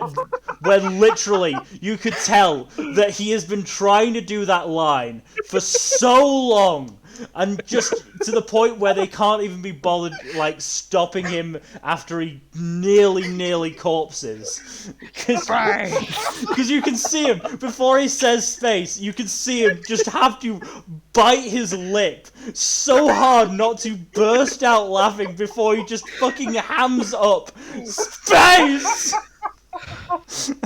Oh, I love I Tim hate how Curry so appropriate much. it is too. Oh, What It's if so do you want to good. keep talking about this one? I mean, we've got the fucking vampire racists out in force. yeah. Yeah, I don't like that. Or rather, I don't like them being racist. Like, I mean, I kind of get it, but at the same time, like, just fucking stop. yeah. You're only embarrassing yourself. Just stop. I mean, I find it interesting the fact that they are pretty much shitting quite heavily on the Soviet Union XP, and yet they haven't said anything about the Western XP yet, really. Yeah. Well, to be fair, it is set in the Soviet Union. I know, but I feel like this still could be, some said, and maybe there will be in later episodes. My worry is that this is an ongoing series. Oh Yeah. yeah, it is. They're probably going to stop at a certain point in the source material that they feel is a natural stopping point. I mean, my guess is, considering they are literally a week away from Irina supposed to be going into space, I assume something goes wrong with the rocket before she can get in. Yeah, most likely. So they have to delay. Because let's be real, they're not making many provisions for her survival. Mm-hmm. Yeah, $10 says that the rocket's going to explode catastrophically before she gets even near it. Yeah. Yeah, in fact, they're probably setting it up for her to die. I mean, yeah, that's the thing. They really don't give a shit if she lives or dies. Yeah. Well, Although they I do think they should care a little bit more about the dogs. They should care more about the dogs. Yeah. No, fuck them for killing those dogs. But also, like, I mean, in fairness, fucking counterintuitive to not make it like as good as possible. No, I know that's the thing. They are trying to make it, as test worthy as possible. I just think that their whole feeling is, if she dies, she dies. Also, He dies. in fairness, you say they killed the dogs. In fairness, it's not like they took them behind the shed and shot them. They just used them as test subjects. Yes, that's cruel. That's a dick move. But they didn't just physically murder them. No, they didn't intend for them to die. They didn't intend for them to die. Well, they did kind of leave one of them up there just to friggin' die. Yeah, and they felt really bad about that one. Yeah, that's true. They did give it a statue. So. What more can you ask for? It's on the same level of remembrance as racist slave owners. Less dog death, okay? Please. Stop killing the dogs. Look, vampires, dog death. Is this just JoJo's? Is this part 1 all over again? Maybe it says something about us as people that we would prefer the humans to do the tests and die rather than the dogs. No, I'm pretty sure it's a universal thing that people prefer that pets in general and dogs specifically don't die. Yeah. Because you always find people talking about movies where dogs die and being a lot more emotionally broken about that than most movies where people die. Dogs don't know what's going on. It's just living its best life, and then just gets shot up into space and just. Okay, I've just had a thought. That's just the reason I haven't watched Marley and Me, because if I watch that movie, it will break me. Oh no, Marley! I had to watch Marley and Me in school, and it broke me. So, does anyone remember what grade Lev said he was in when his teacher got taken away by the secret police? No, I don't. I do not. He was definitely in elementary school, so we're sort of saying, 8 to 10, let's say, and that was just after the war. And this is the 50s. Marley got sent to space in 57. I believe this is now 59. Mm-hmm.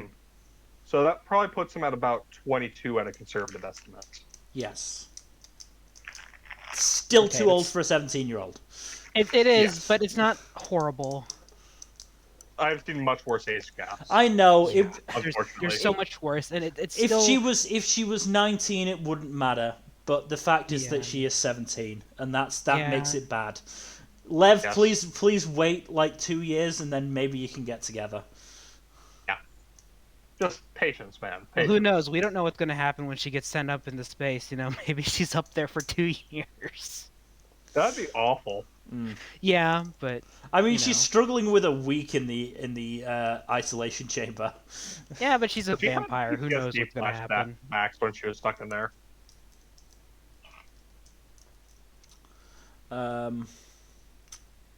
Yeah, that's all I have to say for Irina. It's not a bad show. I'm not 100% sure if it's for me. It's a good show, I think, but yeah, I really enjoy it. Probably don't binge it. Yeah. Oh, and it's just so fun to hear Koki Uchiyama in a pretty light-hearted role. Mm. So often he's the snarky, sarcastic guy. Here he's actually happy-go-lucky, and it's quite nice. Yeah, it's a little weird. It's a little weird, but it's nice weird. Mm-hmm. But yeah, the show's good. And if you don't like their romance, you should at least like their dynamic, because it's great. It's still a good dynamic, yeah. Yeah. I also like the scientist just completely saying fuck you to the regulations of treating her like an object and just going, we're gonna be friends now. Yeah, she just jumped right into that. She's perky. Yeah. But moving on to another show about wacky people.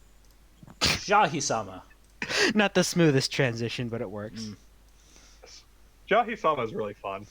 We've made worse transitions. Yes.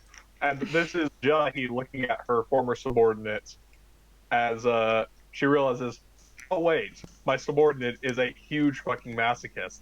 She doesn't want me to praise her. She wants me to scold her. I'm obviously, masochists exist, and they deserve to not be kink shamed. But do we need it so often in anime? Like, especially female characters having humiliation kinks. I mean, this is the one of only two that I'm familiar with. The other being Darkness from Konosuba, Kimono and honestly, Michi. this. Oh right, three. But yeah, There are more. I I just like. can't remember them off the top of my head. Yeah, same. Um, I like Drew's a lot better though because she has characterization outside of that, but it's still like an interesting contrast. And part of her reaction was that she was at least somewhat horrified by the possibility of Jahy not being the evil person she used to know, Oh, only to be absolute, I'm dumb. only to be abs. Another example of the humiliation kink is in the next show. Ah, right. But anyways, We'll get into that. Sorry. yeah, no, Rouge is like seems to be getting gradually horrified by the possibility of Jahy not being the evil overlord she knew her as, but then Jahy quote unquote proves herself to be just as evil as before, and Rouge is delighted. And this screenshot is basically Jahy realizing, like, you know, Rouge is kind of fucked up as a person. Yeah, no, this show is really funny overall. Like, it had some really fantastic gags.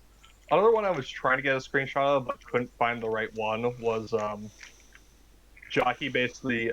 Well, it wouldn't really work as a screenshot, but it was Jahy just running back and forth trying to collect the monocrystals and inadvertently saving a shitload of people in the process. So she's like, I'm trying to do something selfish here. Get out of the way. Go back to shore. And basically acting as an impromptu lifeguard when she's trying to do something selfish instead. Reminds me of that of a segment from Phineas and Ferb where that happens to Dr. Doofenshmirtz. Mm. Yeah, no, Jahy is often her own worst enemy, and she winds up being rewarded for doing good things and being punished for being an asshole. Just like And she doesn't Doofenshmirtz. understand. She also doesn't seem to realize this. I do love villainous characters like this who are just so hilariously incompetent at being evil, or who get fucked over for their villainy and don't realize that they'd be better off being, good. Yeah. But Jockey has grown as a character over the past several episodes, which has been nice. That's good. There was another bit that I really loved an episode or two back. That was her doing her damnedest to take care of a plant that it would grow fruit that she could eat, and it eventually pays off, and she gets her fruit, and she goes to take a bite of that sweet, delicious, tiny tomato, and it was a fucking habanero. She got a habanero plant instead of a tomato plant. Oh dear. Oh, it was so funny. She's all betrayed by the by the tomato plant. She didn't even read the packaging. She just saw the picture and was like, "Oh, tomato, excellent." I love this dumbass. It does sound like a fun show, and I am slightly sad that I ended up not watching it based on reviews from the first episode. To be fair, the first episode is definitely a weak start and not indicative of how good the rest of the show is. Yeah. Like, once you get to like episodes 2 and 3, it gets a lot better. So like the 3-episode rule definitely works for this one. But yeah, I'll also say about this besides this is good and funny. Just before we move on, I've just happened to glance at the Mal summary for the Mugen Train arc. Where it says the first episode depicts Rengoku, blah blah blah. The remaining episodes will add about 70 new animation cuts and new background music, as well as a new trailer. Wait, what? A new trailer? What do you mean a new trailer? I For don't what? know about that bit, but we're apparently getting new background music and 17 new animation cuts. None of That means which I have been have in to these. watch this because. Oh. None of which appear to have been in these first 2 episodes. I have to watch this now because of Yuki Kajura's music. Mm. God damn it. Mm-hmm. But moving on to Komi-san can't communicate. Okay, so this show's great. Just one thing. Netflix, please do better. Yeah. Please. Yeah. Please. Because you've come so far. You've done so good. Even if it had a late start, that's fine. You're making it weekly. That's great. Please, subtitle like the text that is on Yeah. screen all the time. You have Please. 2 extra weeks to do this. You have no excuse. Yeah. Yes. Please. That is the big downside of this adaptation. The monkey's paw has curled. Yes.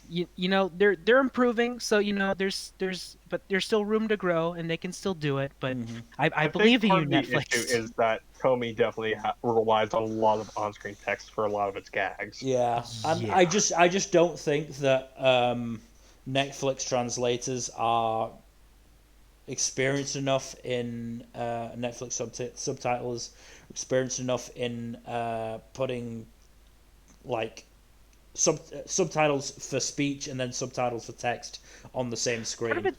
Part of it's also, which I have no idea if this is true, this is just speculation on my part. It might also be because they whatever they used for their subtitles or their video player or something, it might not be suited to putting text anywhere that isn't the top or bottom of the screen, because I don't know if I've seen a show where they've done that before. I mean, I wouldn't mind them putting it at the top of the screen. Yeah, true. Yeah, I mean they should do that at least, but my point is that they Yeah. might not be able to easily Yeah. put those translations on screen. Yeah. Which I could totally believe that. But it's still like they should fix that. I mean, They in fairness, I'm not sure even. I think it's very rare that even Funny or Crunchyroll do that of actually putting the translated text where the actual text is. Oh, Crunchyroll definitely does it, and sometimes they go the extra mile to make it like the same font and size of the text that's actually on there. I think it was. I don't remember what anime I was watching earlier today. Maybe it was 86, but they did it like on the no. It was Platinum End. On this book, they put like the translations like directly underneath like the cover of the book. Right. Or like where the words were on the cover of the book. And Yeah. it's like, oh, that looks really nice and it feels organic. So, it's possible, but Netflix just don't want to do it or just aren't capable of doing it, or I don't know. Regardless, though, it's still a good adaptation, an enjoyable adaptation. It is really well animated. It's very well animated. Not all of the jokes land for me. Some of the dirtier stuff. This show gets a little bit dirtier sometimes than I expected. Oh yeah, the Agri bit. Yeah, that's the character that I was mentioning when I was saying, oh, the next show has a character with a humiliation kink.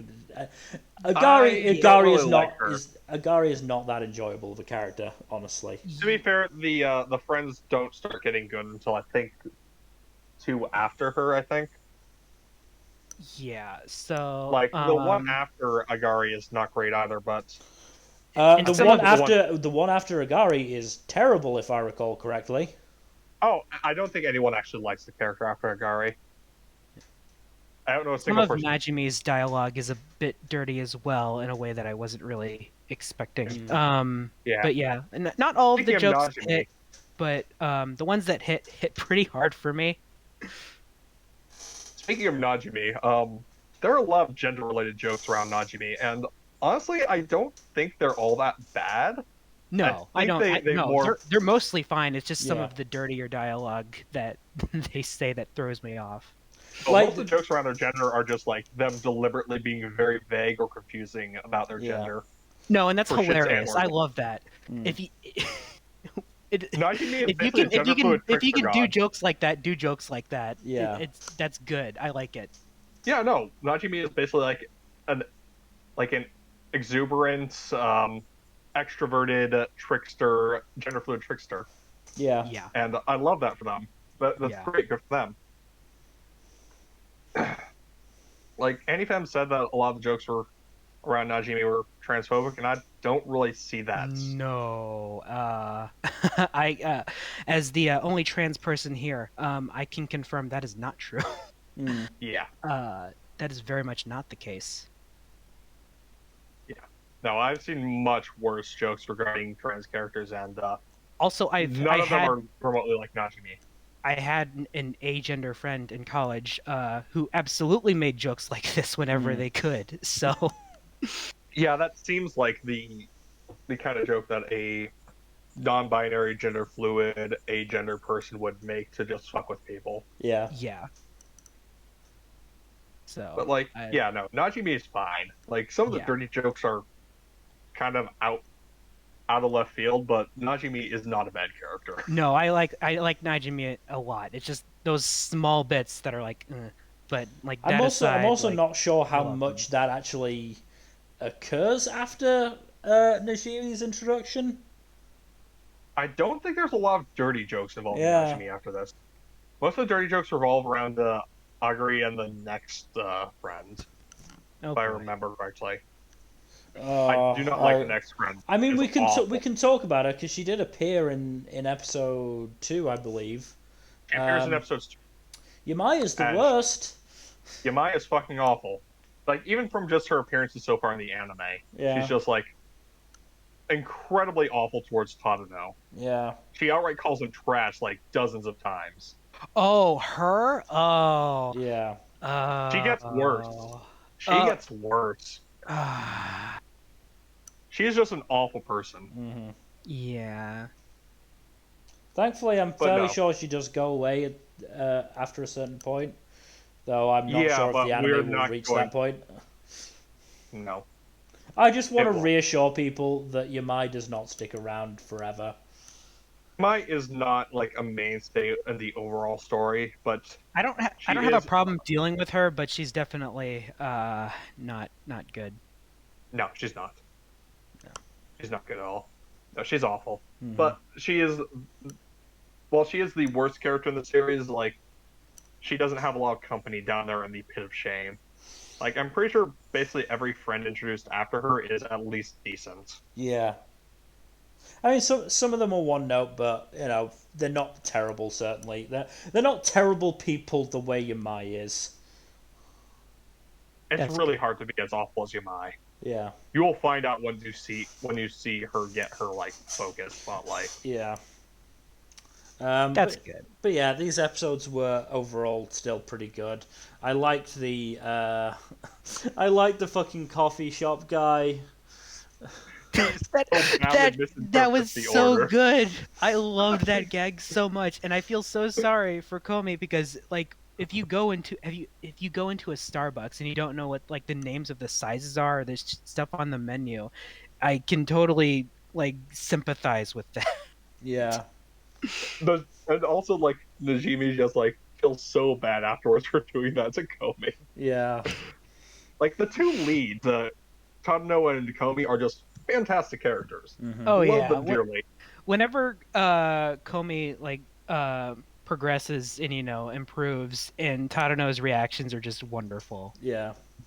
I'm Thank so you, proud Iron of J you. Gaming. Have a good time. Have a good night.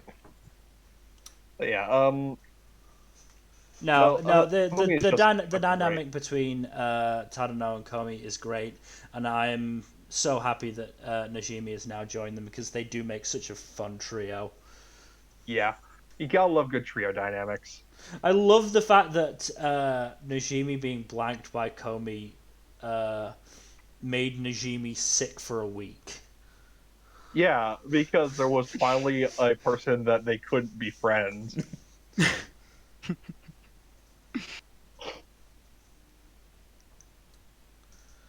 And also that fucking gigantic dude being scared off by Komi trying to give him his key back. Yeah, Komi Komi seems to Radiant have JoJo. the unintentional JoJo's aura that she just has whenever she's nervous. It's great. It's such a fun gag. Like, it sucks for Komi, but it's a gag that works really well. Yeah.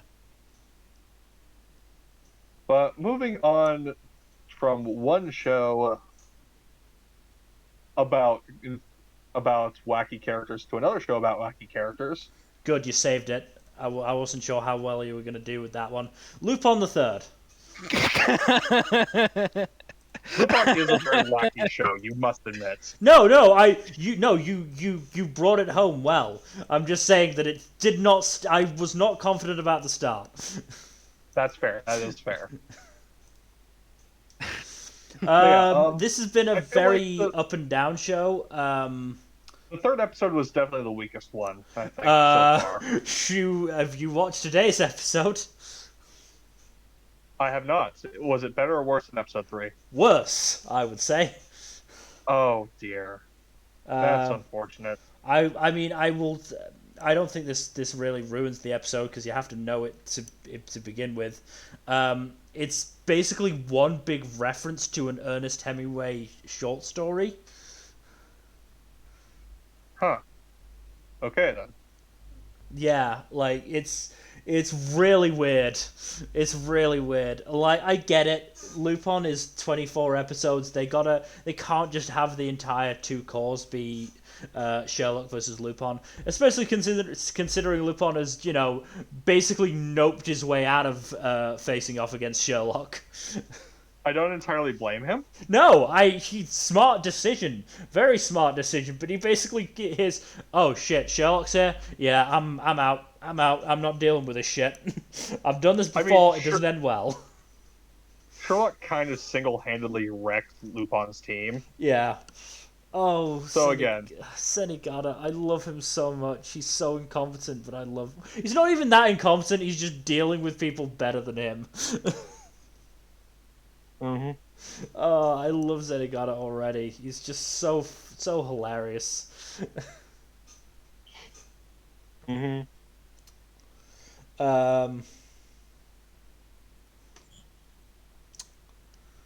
So yeah, I was okay with the third episode. Oh, I'm not saying it's a bad episode. I'm just saying it's weaker than the first 2. I mean, yes, definitely, because the first 2 were very good, but that really was just because, you know, it was set on the central story of Sherlock versus Lupin and the gang.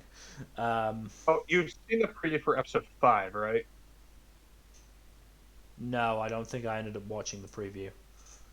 Okay. Because I was curious as to if they're going to go back to the main plot, if they're going to do more episodic stuff. Let me just very quickly check High Dive and see if I've got at least a summary. I don't think they do summaries until closer to the air date. Sublist. Yeah, not yet. Most unfortunate. Mm-hmm.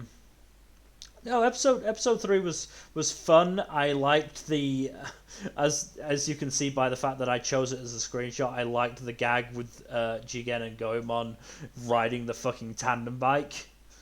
That was funny. Honestly, Jigen and Goemon are really fun characters. Yeah. Here's the thing. Here's the thing that I didn't get. Why were they so worried about the train cutting off Fujiko's head when the whole thing about the train was that it stopped if there was a blockage? I do not know. I think that they didn't think that Fujiko would qualify as big enough blockage, especially since only her head was on the tracks. I feel like it should still have counted, but oh well. And fucking Jigen's trick shot just shutting up the two horny bastards. Yeah, Jigen's trick shot was really neat. I was expecting him to just straight up shoot the gear, but him pulling off a trick shot was even cooler.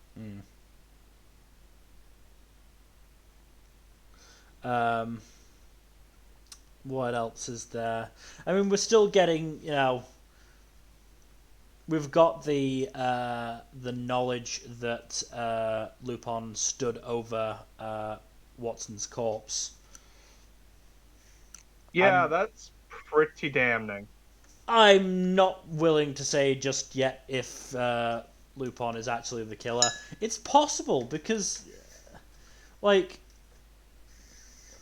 yes, Lupin is, the lovable rogue protagonist, but he is still pretty criminal-like and does some pretty criminal things. Yeah, he is still kind of a hardened criminal. So I can't 100% rule it out. I don't think he would have done it, like, maliciously, maybe. But I don't know. We'll just have to see. I do hope they either don't base standalone episodes on Ernest Hemingway short stories or get back to the plot very soon because, today's episode just was not great. Admittedly, I wasn't paying full attention during it, but I think that was a consequence of the episode itself as well. Still unfortunate. Yeah. Moving on, though, to Mieruko-chan. Mieruko-chan. This one's interesting. Hey, what you reading there? What you reading there, Miko? This one has done a much better job of balancing comedy and horror in the more recent episodes. There have been a couple of wonky fan service bits, but they have been considerably less conspicuous and obtrusive than they have been in the first couple episodes. Yeah.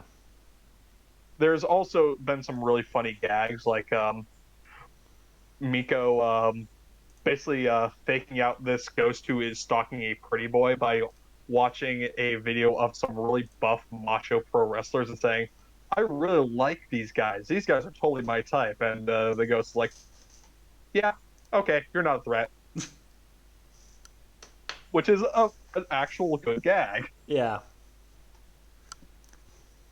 And then there's, of course, the introduction of the third main girl in episode 5, I believe it was, which was also a pretty fun episode.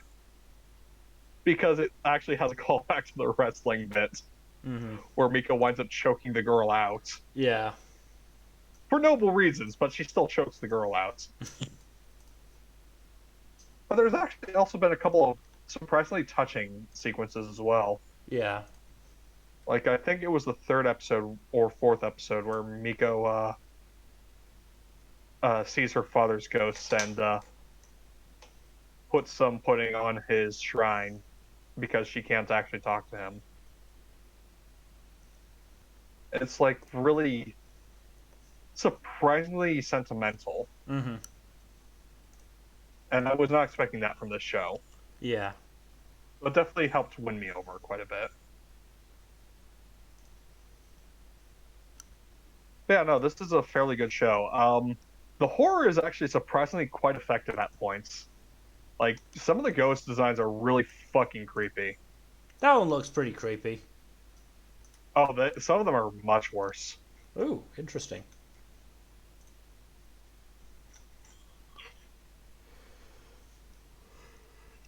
But yeah, no, this is a good show.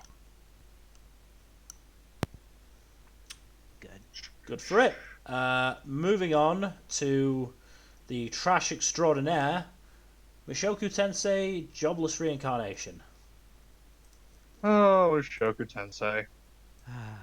Why can't you just be bad so we can hate you? That'd be so much easier. It'd be so much easier if you could just be straight up bad and we could just hate you. But no, you have to actually have some good stuff in there too. This most recent episode, wow. Holy shit. I was not expecting that. Yeah, no. Both the people involved in that blowout are pretty big assholes, but fuck Paul especially. Yeah.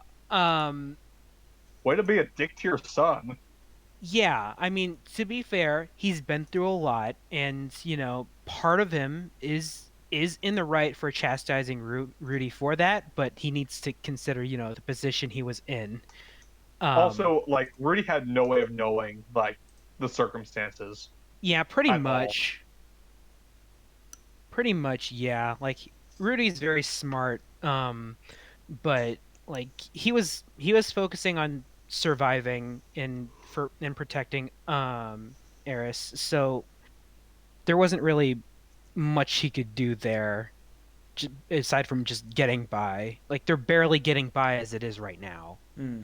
Yeah, they're very lucky that they stumbled across Ruijerd as opposed to, like not having him around because without him they'd be pretty fucked. Oh yeah, yeah, it they'd be screwed.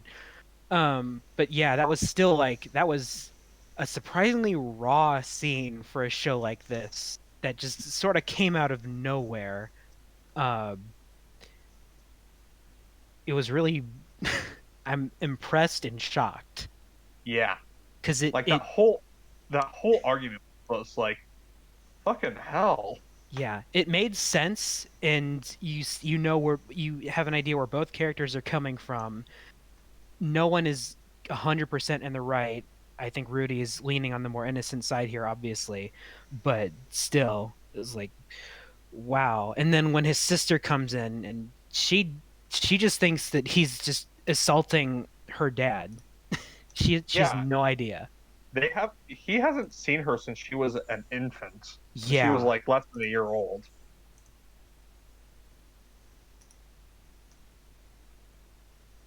Like really crazy. yeah.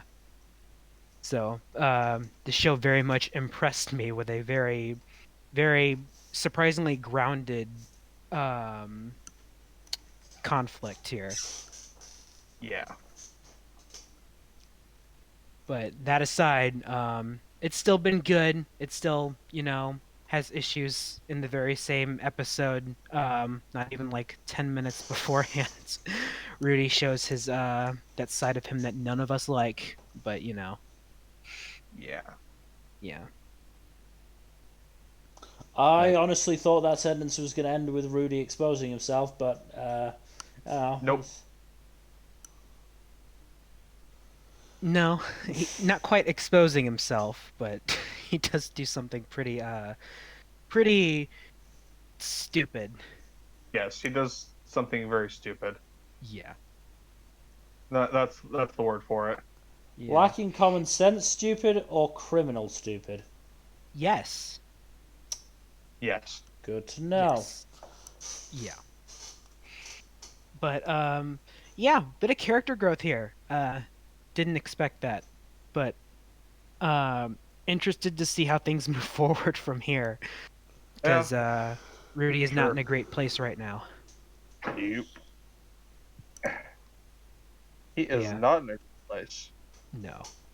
I'm interested to see like how Paul feels about all of this and what he's going to do next cuz I'm sure he's not feeling so great after that either. But Hmm. Probably not. yeah. For all of his faults, he does care about his son. So He's still just kind of an awful person, though. yeah, Like, no, it like says a lot that even his companions think he's scum. yeah, like he's not a good person. He has his good points, but that's just about it. Like, Yeah. he cares about his family. Um, not enough, but he does care. Yes. Um, but yeah. Moving on to a show where the caring is great. My senpai is annoying. My Senpai is annoying is a lot better than I expected it to be. Yeah, I this really show's enjoyed the delightful. first episode. I have only watched the first episode because I watched it dubbed. The dub is fantastic, as Yeah. frankly most, maybe not most, but a lot of funny dubs are nowadays. Um, Certainly the casting, they generally get it spot on, um, and this is no exception. Feel free to discuss episodes after. I probably won't remember any of it when I finally get to watching the next episode because obviously the dubs are coming out slower than usual, or slower than pre-pandemic. I don't think there's much to really spoil. This is a romantic comedy, so it's mostly just, cute things happening, misunderstandings, and people just being goofy. What I will say is that today's episode was a Valentine's Day episode, so you can already have an idea of how that goes. I need to watch today's episode. Yeah. It is wonderful. That's good. That's very good. For both the romantic couples in this episode, it's great.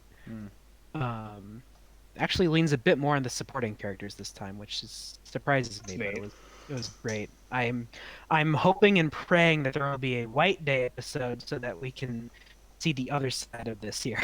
Yeah.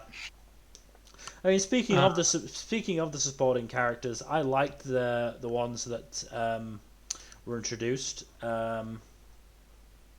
Kazuma in particular seemed to be a focus supporting character, and he's quite fun. Yeah, Kazuma and Sakurai are the other romantic couple here that aren't together, but they honestly should be at this point, because I'm pretty sure they're both becoming more and more aware of their feelings for each other. Yeah. But they're just playing jump rope with that. But they're very much cute. I really liked the gag of I think it was Tsukishiro just bringing out the fucking bottle of vodka. That was so good. that was great. And then chugging it, saying it was water, and I'm just like, well, if it's not water, you've just like chugged some vodka, which, working in an office can get boring sometimes. Well, I am inclined to believe her on that. Well, I'm inclined to believe her on that. There has been something that makes me think maybe that's not the case. But we'll get there when we get there. I mean, if it is vodka, fair fucking play, because she chugged that like a champ. No hesitation. Even if it isn't, it's still great chugging form. Yeah. Yeah. Yeah. This show's wonderful, and it's very good at putting these characters in scenarios that just make them look cute. It also has easily one of the best OPs this season. It's so good. The character animation is incredible. OP fucking slaps too. Yeah, the song is just great too. Did I say that? I can't remember if I did. You should definitely watch it when you get a chance. I mean, once the next episode comes out, and when I will hopefully have more time, I will definitely give it a watch. Yeah. But I'm not sure if it was in the first episode or not. I think it was at the end, actually. Yeah, that does ring a bell. I'm not sure if I went all the way through because of time, but I'll watch it. I'll find it on YouTube. It's well animated and it fucking slaps. Yeah, it is great. It is very, very good. I might have. I do remember something. No, I did, and I did enjoy it. I did enjoy it. Well, I thought it was the ED, but I did still definitely enjoy it. Yeah. I still can't get over the fucking size difference between Igarashi and Takeda. She literally comes just barely past his waist. He can hold her on one arm. Yeah. He is so small. He's also very tall. When they get together, what are they gonna do? I don't know. Yes. What are they gonna do? How does that work? Maybe she'll peg him. That would be something. That's the way to get around the size difference. That's certainly one way to go about it. Yeah. You want to move on from a good romance to a decidedly less good romance? Oh, this is a bad romance. This is a very bad romance. Night Beyond. Bad enough to warrant the Lady Gaga song? I was gonna say, you gonna turn that on now? No, because I like not being copyright struck. Night Beyond the Tricornered Window. I dropped this at episode 3 because the main relationship is boring and creepy. I've heard sounded that the a bit anime just creepy. gets a whole shit ton of contextualizing stuff from the manga. Yes, that is what Anifem said, and I'm inclined to believe them. Like, That makes it a bad adaptation. oh no, it's a terrible adaptation because the animation is just incredibly stiff as well, and like there's no character in it. But like it's, I don't know what to say about it. I just really didn't enjoy it overall. Like Hiyakawa is just so fucking creepy, and so possessive of Mikado. Like it's honestly very off-putting. Um, like I don't know what much more there is to say about it, honestly, because I've watched So on a scale from 1 to 10, how big have the yaoi hands been? probably closer to 10 than not.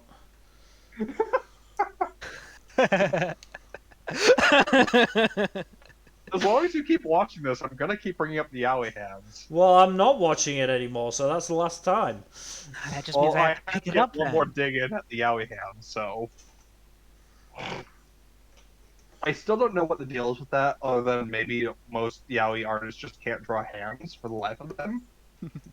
I could be entirely wrong, though. Mm. And they could be good at it, it's just they draw their hands big on their guys because reasons. I mean, the most recent episode seemed to introduce some sort of plot line of maybe the mob is like selling curses, but like I just don't care. I really don't care. I don't want to watch this fucking creepy ass guy just like dominate this other guy. Like it's not domination in a good way. I'm not sure if they could put the good domination on, on screen, but yeah, I like how they had the whole like analogy, metaphor, whatever the fuck you want to call it, for sex with the whole entering their core thing. Like they moved it up another step because they had another like exorcist, psychic, whatever. Look at Mikado's core and say it's all like loose and open, and it's. I can we move on to something less gross? And I know what we're moving on to, and that is saying something. No, I'm pretty sure Batman is grosser. I probably is, to be fair, but I still. It's written by the guys who wrote fucking Death Note. I know. Apparently the manga's okay for this, so maybe give it a shot. You clearly have not heard about the manga's ending for this one. No, I'm not talking about Platinum Men. I'm talking about Night Beyond. Okay, yeah. I've heard good things about the manga for Night Beyond. It just has a terrible adaptation. You hate to see it. Yeah. But Well, moving on from one train wreck to another. Platinum End. Yeah. To be fair, at least in terms of its adaptation, this one's probably actually pretty good. But I haven't read the manga, so I can't say. That just makes me more sad. Yeah. I remember hearing that episode 2 or 3 has like this really weird scene of like a small orgy or something. It's, It went the Stephen King's It route. What? No, not like that. Like, I don't know, some guy abusing his powers or some shit. Yeah. I know the scene that you're referring to. Yeah, that's a scene. If it helps, that guy dies shortly after. So. Oh, that's nice. Yeah. Scumbag dies. That's nice. Oh yeah, that guy was scum. But unfortunately though, he was killed by even arguably greater scum. Oh, what did the other dude do? What did he do? Something fucking awful. So last time I talked about this show, I did mention the one of the god candidates posing as a superhero It's that guy. He wants to kill all the other god candidates so that he can obviously become god. And I'll go ahead and Oh no, I'll spoil more recent shit. Apparently he wants to become god so that he can bring someone close to him back to life. I don't know if it's a okay. sister or girlfriend or whatever. But yeah, this guy's not a good person. But he's almost fun to watch because he's that kind of evil. But You know this guy in the Super Sentai suit? yes, yeah, yeah. I don't know how you can take that seriously as a villain. No, because I'm just a sucker for superheroes in shows that aren't superhero based. It's Fair. it's I don't know. I like it, especially since he's actually the villain. I don't know why he's dressing like a superhero. It's dumb, but it's kind of cool, and the outfit's honestly pretty cool. Um, but yeah, so not a lot to really say since the last time I spoke about this. The show's edgy trash, honestly. On a scale from Um, 1 to 10, how bland are the leads? Bland? The main one is a bit deeper than I would have expected. I would say, wait, one being, wait, which one is 1 being which? cardboard, and 10 being a character. Okay, so 1 is Cardboard Coon, 10 Mhm. is the best developed character you've ever seen. Okay, he started off at like a 3. He's gotten to like somewhere between a 5 and a 6. That's not bad, actually. No, he's growing as a character a little bit. His girlfriend, his friend, whatever the fuck she is, I don't know. She's a 1, maybe a 2 at best, but we don't Yeah, know the much Death about Note her. authors have never been really good at writing female characters.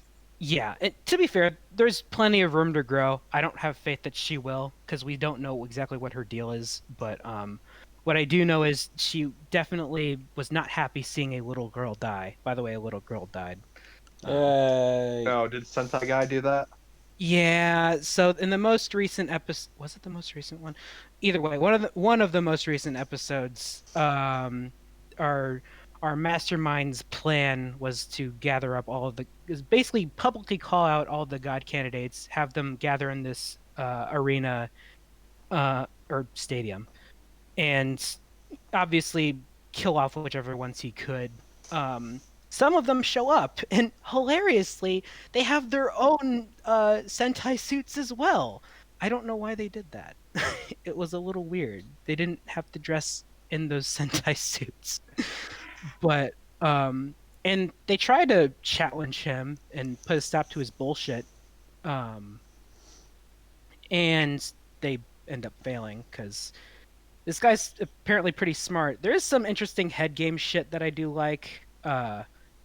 But yeah, those two die. And a little girl who was also a god candidate ends up dying as well. Which was pretty fucked up, but you know. I would expect less. Yeah. Because apparently she became a god candidate because she wanted to kill herself, obviously, because she was just, the bullying at her school was just that bad. Um, so if it wants to Jesus. make you feel just a little bit worse, yeah, it was pretty. Luckily, it was instantaneous, but yeah, not fun. But yeah, this show's edgy trash. If you like edgy trash, you'll Ooh, like this.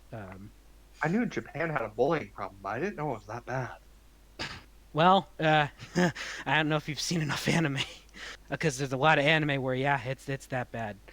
But I still remember the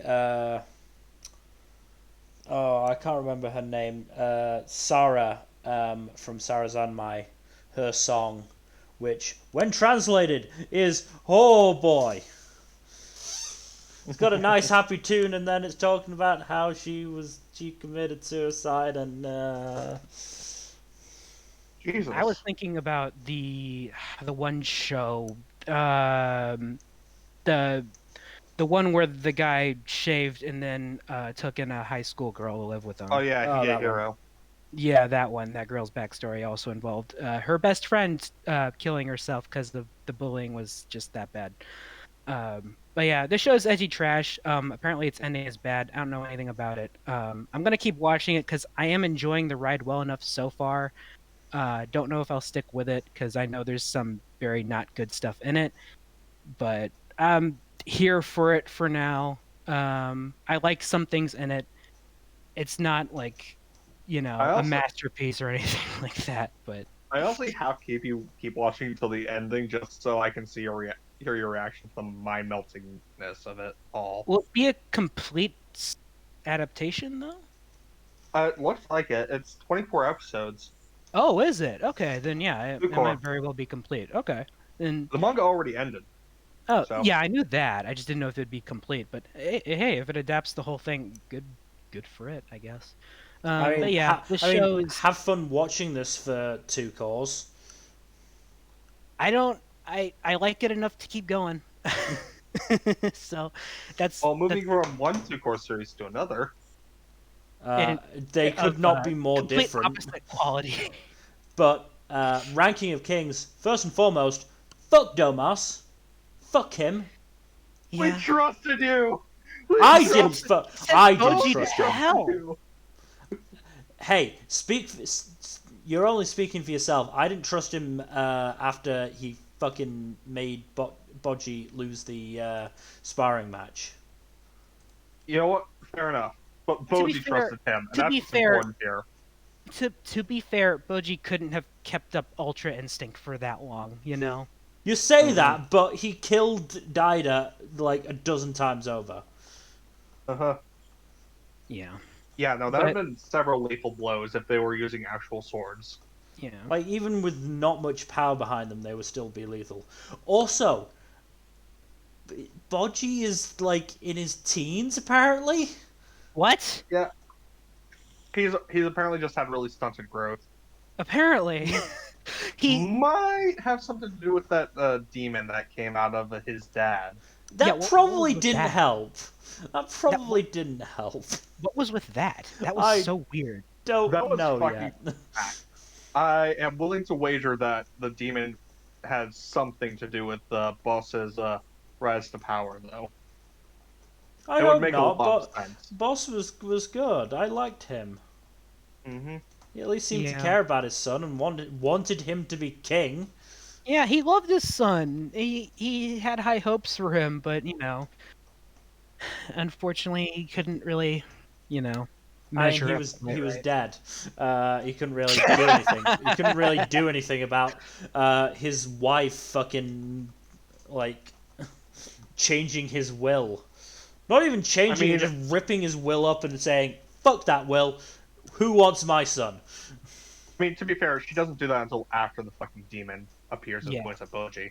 Yeah, if I were in her position, I'd be a little bit nervous about that too. But she still should have respected his wishes. Yeah. But can I we will also can we say mention that- how awesome she is that she's actually a character with layers instead of being. Oh one no, character that's the like really that's probably the best thing. That's my favorite thing about the show. These characters are so nuanced. They are not just Yeah. one thing. Yeah, They do even not have Domas. one motivation. Yeah, Yeah. Domas, as much of an asshole as he is, at least like it's very clear that he didn't want to possibly kill Boji. Like he felt like he had no choice. Yeah, he is loyal to a literal fault, Yeah. and Yeah. he is not happy about it. But Yeah, like It's you see him it's one part it's that's what immediately breaking down crying. it's one part loyalty and one part pity for Boji, which obviously the pity isn't right because pitying pitying a disabled person is maybe not necessarily wrong, but it's not great. Like Boji may be disabled, but that doesn't mean he's incapable of doing things. exactly. yeah, and yeah, he gives it his best. He does what he can. Also, I know for a fact that he's not dead, but like Oh, well, I have no idea how the hell he's going to get out of that situation because I assume Kage has been following him and will save him. Maybe, Oh or, yeah, no, maybe, that would not surprise me. or maybe it's I the am giant hoping- two-headed snake. I am hoping that he actually just does end up in hell, and that means that later on he will escape from hell. Boji literally went through the gates of hell and survived. That'd be fucking awesome. I just want him to charm like the demons down there with I could his see That'd that. be hilarious. wonderful personality. Oh, but going back to some WTF stuff, what the fuck was up with that wild dude with the crown in the most recent episode? Yeah, that Circle was of weird. Life. That's That's what it was. Circle of The Life. circle of life in this show is weird. Yeah. I do think it might be connected to that one thing the ranking dude said in the episode of how every time a first Oh no, Uh, it's 100% because he had a crown, which is like yeah, I'm literally pretty sure the he's only one of indication. those. It's literally the only indication we can get of a king. Oh my god, I never made that connection, but you're He is right. almost certainly one of those first ranked kings who went mad and disappeared. Yeah, like that was definitely my take. Yeah, it would not surprise me. It Something would make a else. lot of sense. Yeah, something else. So I think I'm guessing Domus. I'm guessing Daida had Domus assassinate Boji. Then what's Bebin's deal? Bevin Again, was Bevin being is sent a- to assassinate the other officials who voted against Daida, Oh, but but he bit off more than he could chew when he went against the spear dude. Yeah, yeah, but but his knife appeared and poisoned Boji's meat. here's Actually, the theory. That was Domus who poisoned it. Yeah, the theory is that Domas actually poisoned the meat, and the kunai were actually Kage saving Boji. Oh, that makes sense. Okay. Okay. Yeah. It makes a lot more sense, especially since like we also see Baji lose his bag to a thief, but then it mysteriously just appears again on the road out of the town. Oh, All the contents in there. And Man, and then when he I'm- was when he I'm too dumb Okay. for the show. when he was I- when he was in the when he was in Shadowing him, literally. when he was in the pit, somebody threw a stone to show Boji the way out. Like there have been indications. I would be shocked if it wasn't Kage. Like Yeah. it makes so much sense that he would be doing this. it does. It would definitely fit as Kage's secret mission. Yeah. It would make sense for him to have Bebin's knife too. Hmm. Yep. Yeah. No, I love that. I love how nuanced these characters are. It's so nice to get a show with such good character writing. Yeah. Yeah. There's a reason this is quite probably my favorite show this season. Yeah. It's probably mine too. Mm. It's so good on just so many levels. The I am so art and glad I watched animation this is show. fantastic. Like, I am so glad I took the chance and watched the show. Mm. I would like hearing all the people praise it. Like, okay, I'll give this one a shot. Fuck, this is good. Mm. Yeah. Because it doesn't even look like an anime when you first Yeah. glance at it. Yeah. Looks like a children's cartoon from like America, Sweden, or something. Oh yeah, exactly. Is there a similarity between American and Swedish cartoons? No, I don't know why it's in Sweden. I just pulled that out. I just Yeah. Wait. Why? Did you... I mean, if you were gonna say something, don't I think you I know. expected France, honestly. France would make sense. I've never Oh, seen no. a Swedish cartoon, so I've never seen one either. I don't know what the Swedish art style looks like. Neither do I. But yeah, no, this is extremely good. Yeah. one thing that I'm not happy with though is that I wasn't aware that this was an adaptation of a manga, but the manga is currently ongoing, which means that we'll probably not get an ending here, which sucks. Aw. Hopefully we'll get It is 2 another cores. season, but It is 2 cores. yeah, that much is great, but Oh you God! know. It only started in 2019. I'm seeing Oh, 2017. You know what? This might have been started as a web manga and got adapted into a regular manga. A la Probably. One Punch Man. Yeah. Yeah. Began as a webcomic 2017 and then published in book form 2019. Yeah. So it's been going since 2017. So 4 years worth of material should be enough for two core. But it's ongoing, so it's like, oh. Also, I mean- Kage's backstory. Oh. Oh god. Yet another that kid went fucking through hell. That fucking asshole who committed genocide was just such a smug dickhead too. Yeah. And poor Kage just had such a rough time. Yeah. He just went through hardship after hardship. That poor kid. Yeah. Also, how many anime this year does that make with genocide in them? It's a popular topic, apparently. There's more than a few. I know at least 86 in Mushoku Tensei have at least allusions to genocide. For a second, I thought you were saying that there's been 86 shows with genocide. No. No. The 86 does have genocide in it, though. Yeah. I don't know if you'd really count. No, that wouldn't count as genocide. That's just Rimuru slaughtering a bunch of people. Hey, they had it coming. I guess Ida 10 also kind of technically has a genocide in it. We don't discuss Ida 10 anymore. That's fair. Yeah. That's fair. Vivi had Robot Apocalypse, so that counts. Attack on Titan's coming up soon, so there's that. I'm just saying it does have genocide. I know, but it has a lot of genocide. That's fair. Just know that we have the roast of Attack on Titan scheduled at some point. Probably after the anime ends. Yeah. It'll be a good time to discuss it. Let's see, what else? I can't think of much else that had genocide.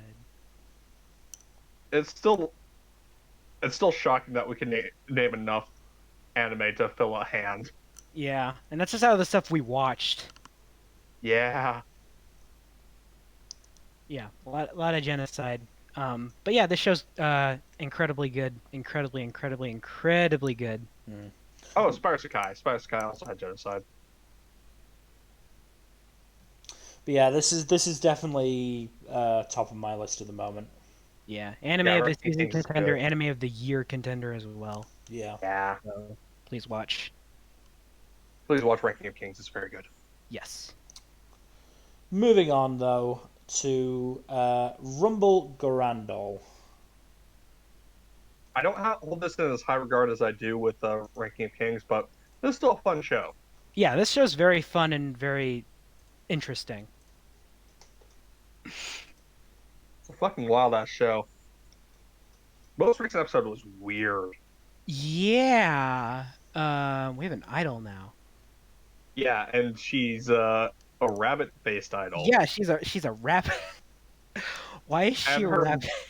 I don't know, but her mech transformation is fucking hilarious. Yes. I feel kind of bad for her though, because like it was one of those letting the air out of the band sequences. And just kind of embarrassing. Yeah. I like her though. She does have that idol face going on, and then she turns off the idol face, but she's not like, an awful person beyond that mask. She does seem to genuinely enjoy what she's doing, but she just needs to let out some tension to, not go insane from keeping up the act. Yeah, and we don't quite know what all of her baggage is just yet. Yeah, we literally just met her in the most recent episode. Yeah. But I like her though. I like how Osomichi just became her manager. Yeah. Especially after that one dude tried to suck her up to her as well. No, I like you instead. You can be my manager. It works off. It works out because then she'll be paying him and he can pay off his debt faster. Yeah. Also, I love the running gag of the mascot resistance leader just spewing out money and the and the loan shark just immediately diving in to scoop up all that money. Where does that money come from? Yes. What is behind? What is in that suit? I need Yes. to know.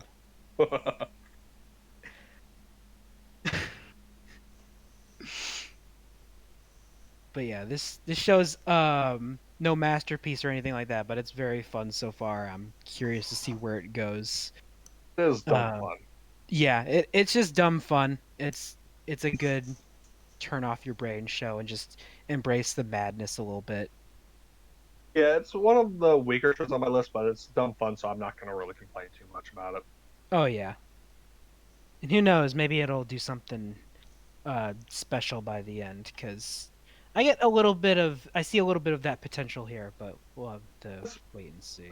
Kernel potential, but Yeah. yeah, excuse me. Anyways, moving on from one wild wacky show to another. Time for God. Moving on to Sakugan.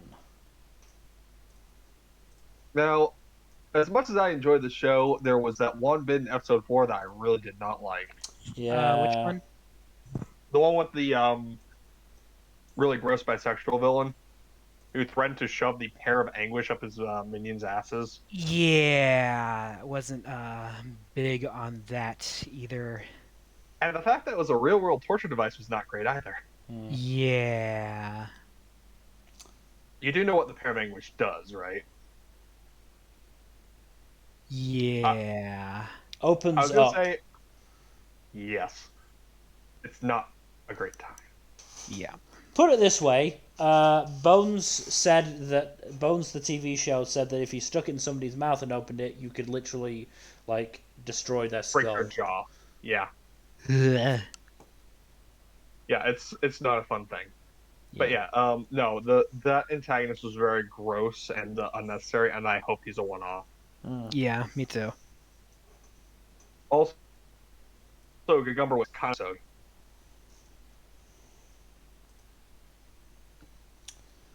Him getting repeatedly shot down by every single woman he tried to hit on was funny, but he was still kind of a dick. A little bit, yeah. Episode, but, you know. Episode 4 is definitely the worst episode. Yeah. Easily. I like some of the stuff in it, though. Zach Leto is a really interesting character. I like her a lot. I do, too. And it'll be interesting seeing her come back at some point. Yeah. But, like, at the same time, like, it's easily the weakest episode. Episode 5 was definitely a return, I think. Yeah. I love this show's whole cast, honestly. The main cast is really good, yeah. I was also not expecting that I would like Mieruko as much as I did after episode 5. He's great. I love him. He's delightful. Episode 4 had me, like, really sussing him, but episode 5 turned me around on him a lot. Yeah. I thought he was, just gonna be, like, surprisingly evil or something like that. No, he's cool. He's chill. Like, he's just a nerd. Yeah. Oh yeah, he's a massive nerd. Very sophisticated nerd, but a massive nerd. Yeah. I'm still intensely curious about Memempu's mum.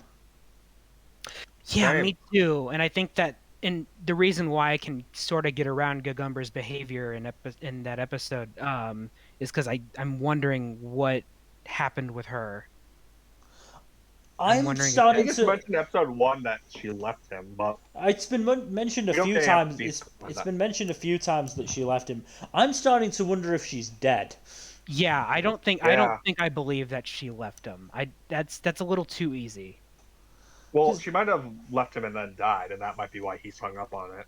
Yeah, maybe. Or maybe she went off adventuring against his wishes and. Well, no, I'm wondering if she was his partner. That's what I think. That would not surprise me. Yeah, but like it just seems confusing as to why she would leave Memempu with Gagumber, and yet Memempu still has a really high opinion of her by the looks of things. Certainly not a bad opinion. Yeah. It's confusing. It's confusing. I'm glad they're not going the full precocious child route of, them basically being an adult in a child's body. Yeah, no. Memento is definitely like very immature as befitting her age, even though she has 7 fucking doctorates somehow. Jeez. 7 more than me. 7 more than well, 7 more than most people I know, and 6 more than anyone else. Mm-hmm. Yeah. I don't know anyone who has multiple doctorates.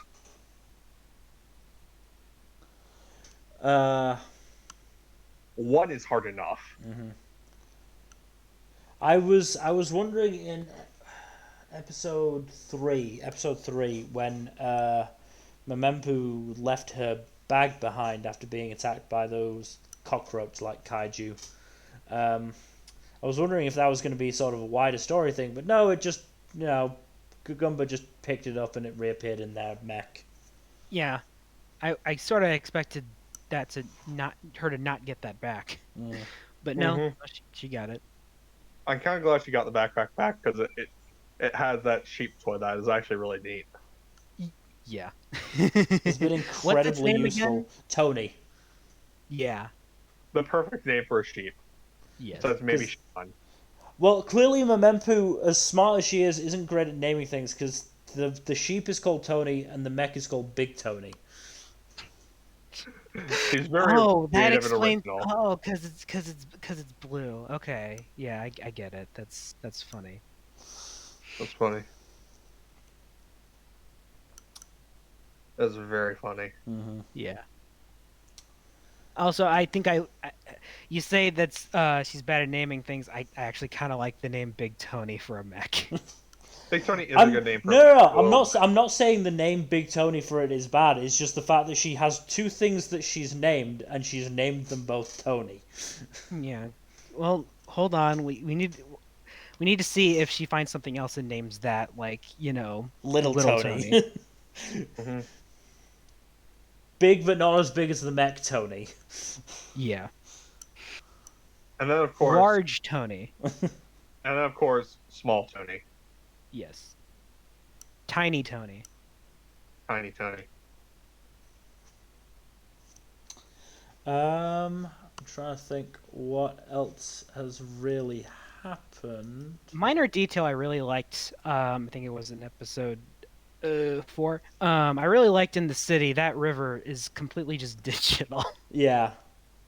I really liked that. I mean, I liked how overtly they didn't even try and hide the fact that it is just underground Italy. Yeah. I really like the kind of world building it does in episode 5, where these they're playing shogi and they're just drinking like normal like real tea and stuff like that. Mm. Remnants of a lost civilization, the one we're living in now. So Yeah. clearly this is just our dark future. Yeah. Yeah. Well, if we can't get off the planet, we might as well live under it. I mean, isn't that just what Gurren Lagann's kind of about in the beginning there? Kinda.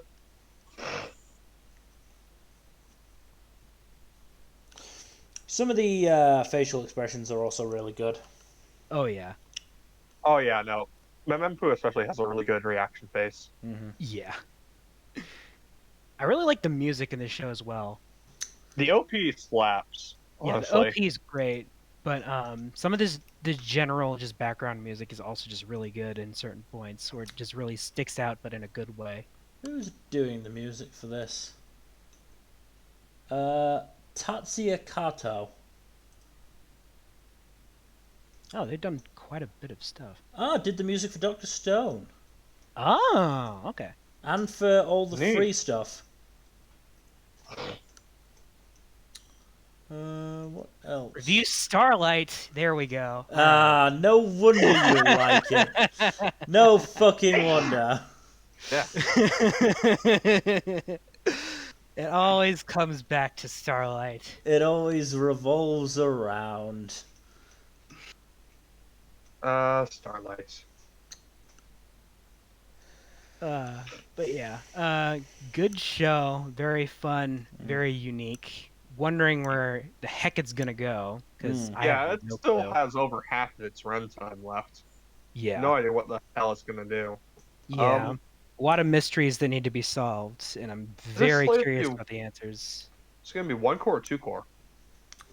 I think it's I just one, isn't think it? it's just one, yeah. 12 episodes. 12 Oh, Yeah, just episodes, yeah. 12. Oh, it's based on a novel. I didn't know that. oh, I thought it was an original. Nope. Yeah, I thought so too. There are so many shows this season that I think are that feel like originals, but no, they're based on something. Yeah. Speaking of stuff based on something, which is a terrible segue, but it's all I've got. Taisho Fairy Tale, or Taisho Otome something something. I don't care. I dropped this. I got bored. I kind of get it. It's I like it well enough, but like it has a lot of weaknesses as a story, especially like um, you know, Yuzuki is just not a character. Yuzuki is a character with two personality traits basically. And they're both happy. She's happy and she's nice. Yeah. And I just don't want to watch that, frankly. I thought you'd want your Tonikawa fixed more, but I guess this doesn't quite scratch that same itch. No, because, like, the leads of Tonikawa had actual depth to them, Plus, that's getting a season 2 now, so which I'm happy That's about. fair. I'm looking forward to actually getting some lore rather than pointed hints. I believe there is a lot of lore in at a later point in the manga, but I'm not super familiar with it, But so yeah. I wouldn't know. Yeah, but yeah, I just really couldn't get into it. Like, especially episode 3, I just really struggled to actually. Episode 3 is the one that introduces the sister, right? Yeah. Yeah, I get that. She's kind of an asshole. But I will say, Well, it's not even that. It's the fact that Yuzuki took her out of her assholishness. It's like, oh, is this girl just here to fix this incredibly dysfunctional family? I guess so. I don't think she's going to fix the father. The father is way too much of an abusive asshole. Oh, I mean, not the father, but all the kids probably. We have only interacted with two of them. I don't know if we're going to see any of them besides the youngest sister. I would be this shocked point. if they never showed up. Like, the thing is, she's in the OP and the rest of them are not, to my knowledge. But yeah, But, yeah. I just couldn't get into it. I mean, in fairness, I sort of went into it hoping to not have to watch all of the episodes, but even then, like, it didn't give me enough to convince me otherwise. Because I'm still not on board with their romance. To be fair, it is a 4-year age gap and they are teenagers. I know, but... No, like, I'm saying that in defense of your opinion on it. Ah, right, okay, good. I don't blame you. Like, there needs to be at least, like, a 5-year wait before they even think about doing anything beyond holding hands. Yeah. Like, I know different times and different standards and all, but, like, he is 17 and she is 13. Actually 14, I think. Oh, she's 14 at this point? Yeah. That's still a 3-year age gap and they're both teenagers. Yeah. Which is not ideal. And, she was sold to him. To be fair, he didn't ask for this. I or know, want but, this. it's still not a good look. It's more his father's fault, and his father continues to be the biggest asshole in the show. Yeah. What with the whole, yeah, I'm going to have you declared dead rather than acknowledge that my son has a physical disability. Because I'm an asshole. Yeah.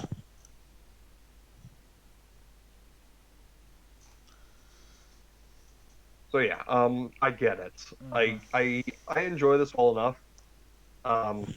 Just because of the I do like the fluffy vibes every now and then. I do like that this does explore Tadahiko and his depression and disability a bit, Hmm. rather than just like Yeah. using it as set dressing, because it actually does hinder him and it actually does cause him no small amounts of grief. So I do appreciate that it acknowledges his disability, Yeah. both mental and physical, even if the other aspects of the show aren't as well handled. Mm-hmm. I mean, I do. I did enjoy some of the moments between Tamahiko and Yusuke, but I'm just not willing to put in the time for a show that I just don't believe is gonna develop one of its main characters.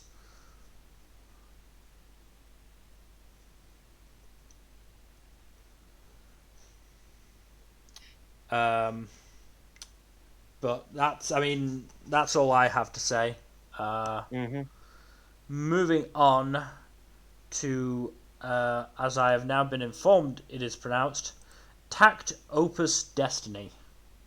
Yep.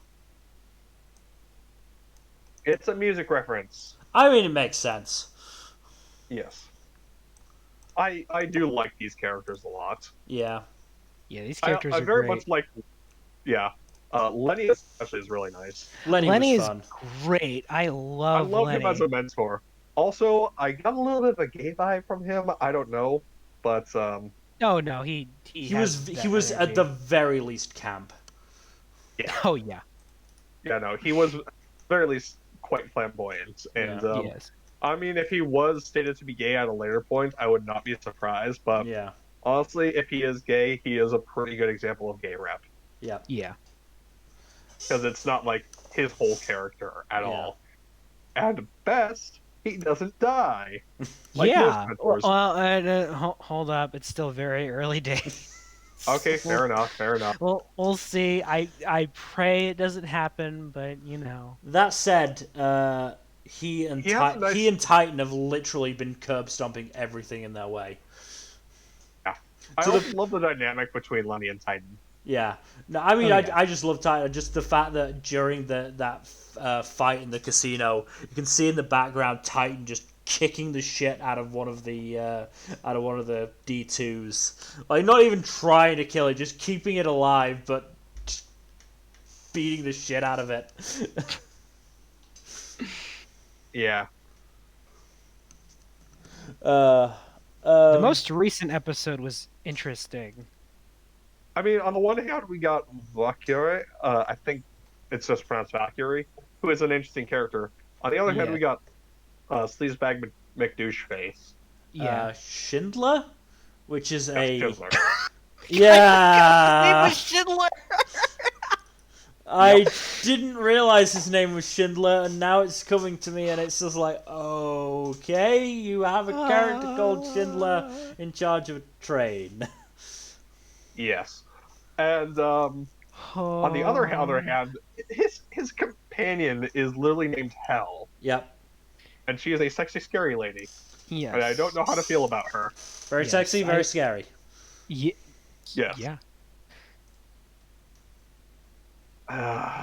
Wondering how Valkyrie's gonna show up again in the future, because it's implied she will, but it seems like they took off without her, so... I am 50-50 on her showing up and either bonding with Takt or doing something else. Oh, yeah. I would be okay if she didn't show up. I'm sort of over the whole Tsundere deal right now. I'm not. Let's get more of it. Come on, let's go. Come on, bring her back. She's great. I like her. Nah, I've kind of come full circle on that, from hating it to loving it, so... It really depends on the type of tsundere, but like someone like Valkyrie, I don't mind too much.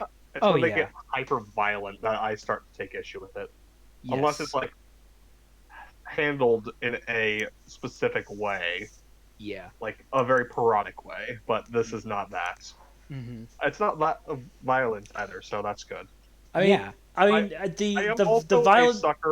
violent tsundere can work if you're in a fighting show and they are sparring. Yes. Yes. Yes. I will Yeah. also say that, like, I am kind of a sucker for the knight in shining armor aesthetic, especially when it's applied to female characters.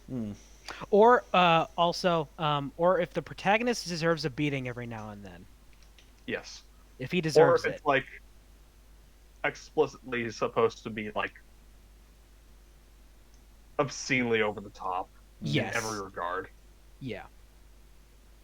Like, There's a line. like a girl punches a guy by being a tsundere, not funny. Yeah. A girl punches a guy into orbit and you see him go into the atmosphere.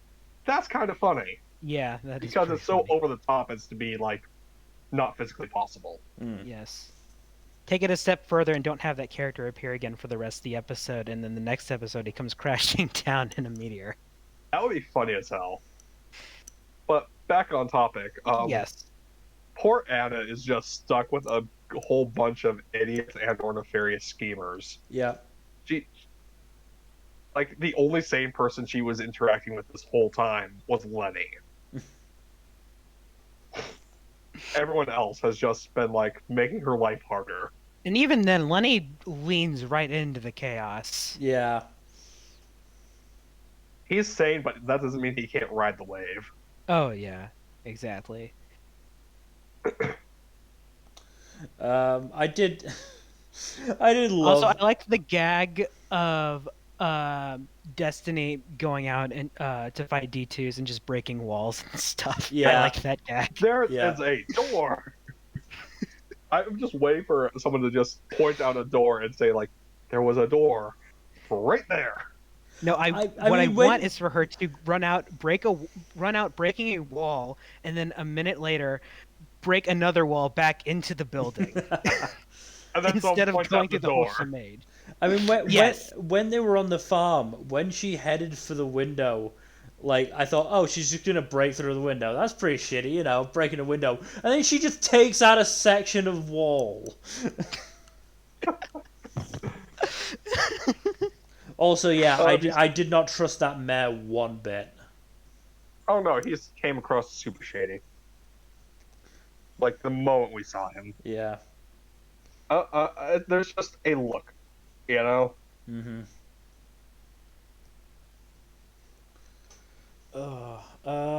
What else is there for Takt? I mean, the action has stayed pretty consistently good. Yeah. The music is also consistently quite strong. Yes. Oh yeah. It's very There's not good. really, yeah, not really much else to say beyond show good. Please watch. Also, this is one of those rare, apparently based on a mobile game anime adaptations. It's one of those that's coming out before the game, so. It's still quite a good series. Yeah. Oh yeah, which Longer is than it by all rights should be. yeah, it's one of those mobile game anime that's advertising a mobile game that isn't out yet, but somehow manages to be like just really good. And it's weird. Mobile game anime is getting better and better, and I don't know if that's a good thing or not. It's probably a bad thing. Tentatively, yes. Yeah. I don't need to play more only, gachas. I can honestly only name 4, and I've only played gachas for 2. That I think are good, anyways. Yeah, I can name I think the same number, and I think I play the same number. So I'm a sucker. Uma Musume and Starlight. Yes. You forgot Princess Connect. Princess Connect. You're not playing the game though. I am playing the game. Yeah, I have watched the anime and I'm playing the game for that one. The other one, of course, is Fate Grand Order. And stuck in gacha hell. I'm not trapped by those chains yet. Yet? Yet. Are you sure you want to enter that hole? I do. I want to eventually. Maybe. Potentially. We'll see. If you want to, then hit me up for advice, man. I was just going to start with the original visual novel. Oh, Fate Stay Night? That still hasn't been localized. That's exactly why I haven't started yet. My rule is that once that gets officially localized, I will start it. So you're in for a fun time. Yeah. Meanwhile, I play no gachas, and I'm quite glad about that fact. I dropped far too much money on the Black Clover gacha. Good. Honestly, good for you for staying away. Keep it that way. I've Don't I've be been like clean. us. I've been She's clean right. for a She's while right. now. I've been clean for a while. Good. See, I have spent more money than I want to admit. Oh yeah, same here. And I will not say any more on the subject, and we can move on to Tesla Notes. Yes, Which I am still somehow watching. Wait, why are you Why? still watching this? I thought you said it was bad. Don't know. I don't know. It's got me infested. That damn show. Is this another X-Arm situation? Do we need to save you, Mil? No, it's not even. I'm not watching it because it's bad. I'm watching it because I'm vaguely enjoying it. Oh no. I don't know why, but I am. I mean, maybe I sort of feel similar about Platinum End, so I guess I get it. maybe it's because of the addition of Mickey Miller, voiced by Junichi Sawabe, who is a fucking CIA agent. What? Ishizuabe is a fantastic actor. Maybe it's Mickey Miller's partner, Oliver Thornton, voiced by Hiroshi Kamiya, who voiced Juga in Dinosaur. Oh, he's Takeda in Haikyuu. That makes sense. Oh, I think he might be. Is he Levy? Yeah, he's Levy. Levi? Huh. Levy? Levi. Levi. Levi does make sense. Maybe it's the fact that I'm just feeling so bad for Kyohei, the chief of the fucking Japanese Safety and Concern Company, or whatever the fuck they're called, who just has to deal with these fucking morons. Literally, there was an episode. It was actually it was like a breather episode in the middle where they didn't deal with Tesla notes. They had fucking Botan dealing with bullies or dealing with bullies bullying somebody else, and then you had a fucking like pissing match between Kuruma and Ryunosuke because Kuruma tried to tell Ryunosuke to take the garbage out, but used a I don't know exactly which part of Japan it was from, but like a country colloquialism that actually means set it aside, just leave it alone. And so Kuruma thought Ryunosuke didn't put the trash out. Ryunosuke was confused why Kuruma was mad, and so they stopped talking. I don't know. I found. You sound so defeated. I know. I feel a little bad for some of the other shows that I dropped. That this somehow lives. It happens, man. Like We all have that show. For some reason, for Manual, it is Root of Evolution. I don't know fucking why, but it is. I do not comprehend. I don't know either. You know what? We all have that one bad show that we just like to watch, I guess. Sometimes it's a guilty pleasure, and sometimes it's just guilt. Yeah.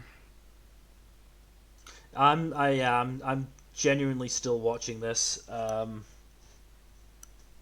don't know how long it'll last. What day does it come out on? If it comes out on a particularly busy day for me, Sunday there's only Demon Slayer and potentially Irina, so it might survive. Oh no. Might keep surviving. I'm not sure. Demon Slayer Sundays are pretty stacked for me, actually. It's Saturday that's the issue. Saturday is such a problem day, and Thursdays. Thursdays are bad days. Yeah, Thursdays are good days. What are you talking about? They have all sorts of shit. They're good in terms of what's actually on, bad in terms of quantity. I was hoping for more spread. Yeah. I agree with that. Thursday has a lot of good stuff, and that's the problem. Thursday has, I think, 3 of my favorite shows of the season.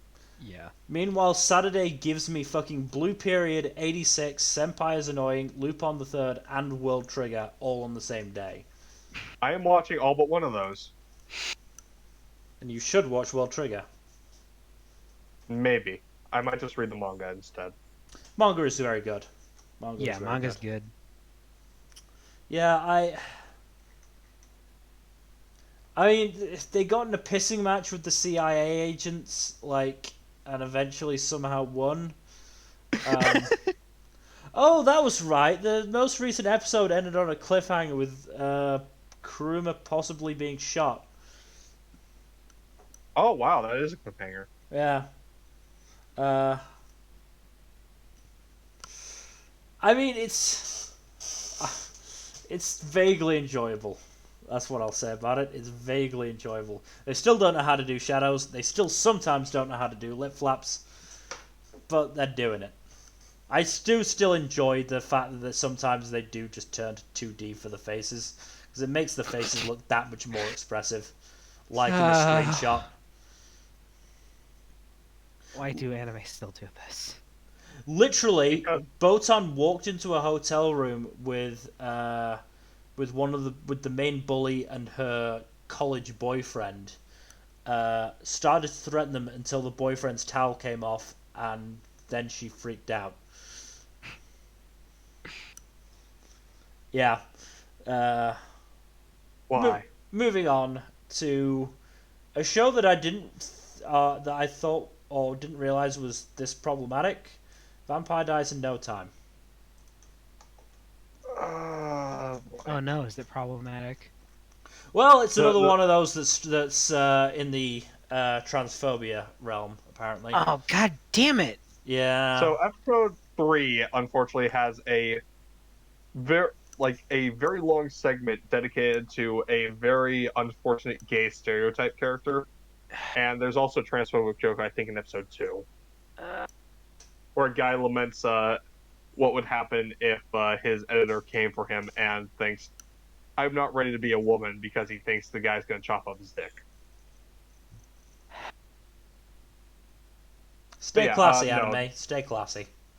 The thing in episode 3 is worse because it is an extended gag about a dude being a creepy homosexual. No, Yeah. I can one-off joke. Okay, all right. A whole section of an episode dedicated to a bad joke. Yeah. Yeah. Apparently he tames vampires or something. Like, he shows up again in a later episode, and he actually does something funny because he interacts with the voodoo doll that he and the other characters think is just a regular doll. And like, oh, can I try dressing this up in the little thing? Yeah, sure. And it winds up transferring over to the voodoo person. That's funny. That's a good use of a joke. But the whole extended gag in episode 3 is just not funny. Yeah. Episode 3 does have some good jokes, like the vampire inspector lady tailing Luke and thinking, oh, he's such a threat, I have to keep a close eye on him, and just slowly being increasingly disillusioned by his repeated deaths. That's funny. But, like, I understand anyone who would want to drop it after episode 3. I completely understand and sympathize with anyone who did that. Yeah.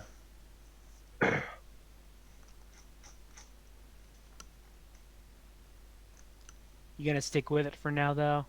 I will stick with it, but if it does anything else like that shit again, I'm probably going to drop it. Yeah. And unfortunately, it also has one of the best OPs of the season. Jack, do you remember what happened the last time we had a show with one of the best OPs of the season and did something problematic early on? I forget, what show was that? Ida 10. Fuck. Ida 10 had such a banger OP, but it was such an awful show at the end. I mean, I argue it was a pretty bad show the entire way through, but that's beside the point. I meant to say in the end. In the end, yes. But unless you have anything else to say about Vampire Dies in No Time. Nope. Move on to our last vampire show, Visual Oh wait, prison. I do have one more thing to say Oh, about Vampire in Overtime. yes. John is the best. Cool. Visual prison. I am all in on this. I'm not quite caught up, so I am still What, behind, and I think I'm probably going to drop it, honestly. what episode are you up to, Number? I think 3. I don't remember. Let me remember which episode was which. Where is it on this list? Probably near the end. There it is. So episode 3.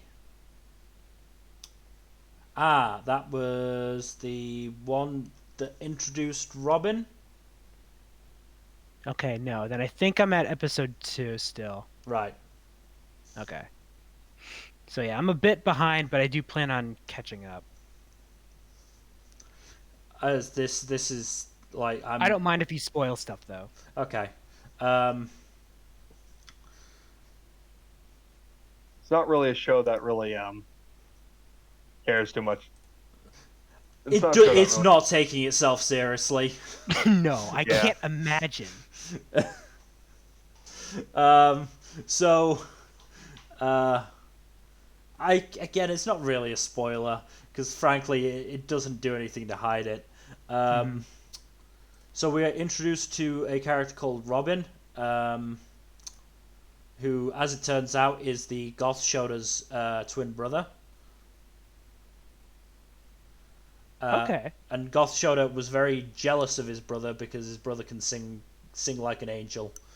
And so Goth Shoda thought he was blessed by God. So he, the Goth Shoda, should be blessed by the devil, aka Saga.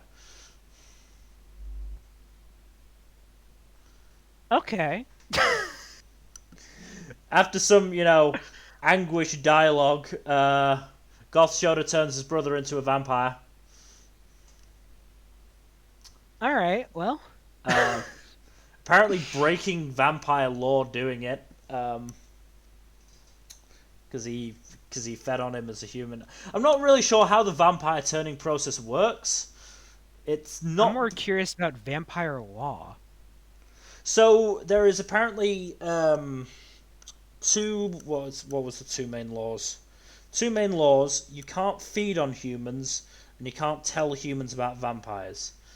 If you do it, then you're because apparently how becoming a vampire works, your heart turns into a crystal of some sort.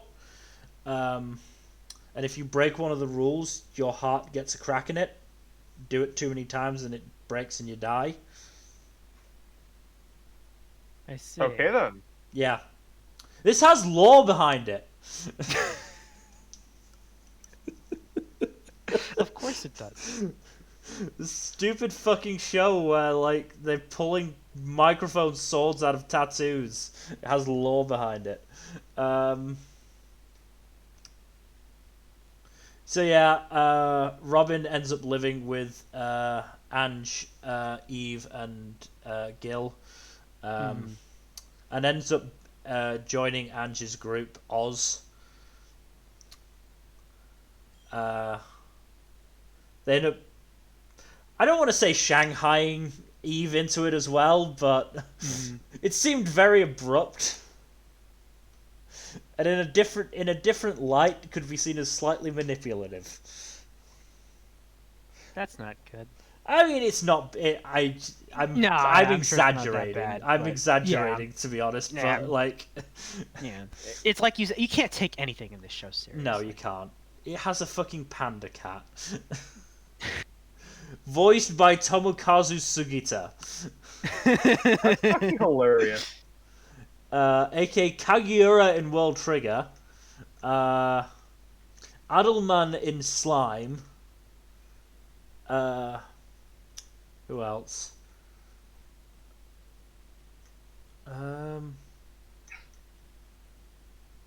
Nikaido in Golden Kamuy. Oh, he was fucking TJ in Apari Ranman. Oh, that's Dr. funny. Vare? Are you kidding me? God damn it.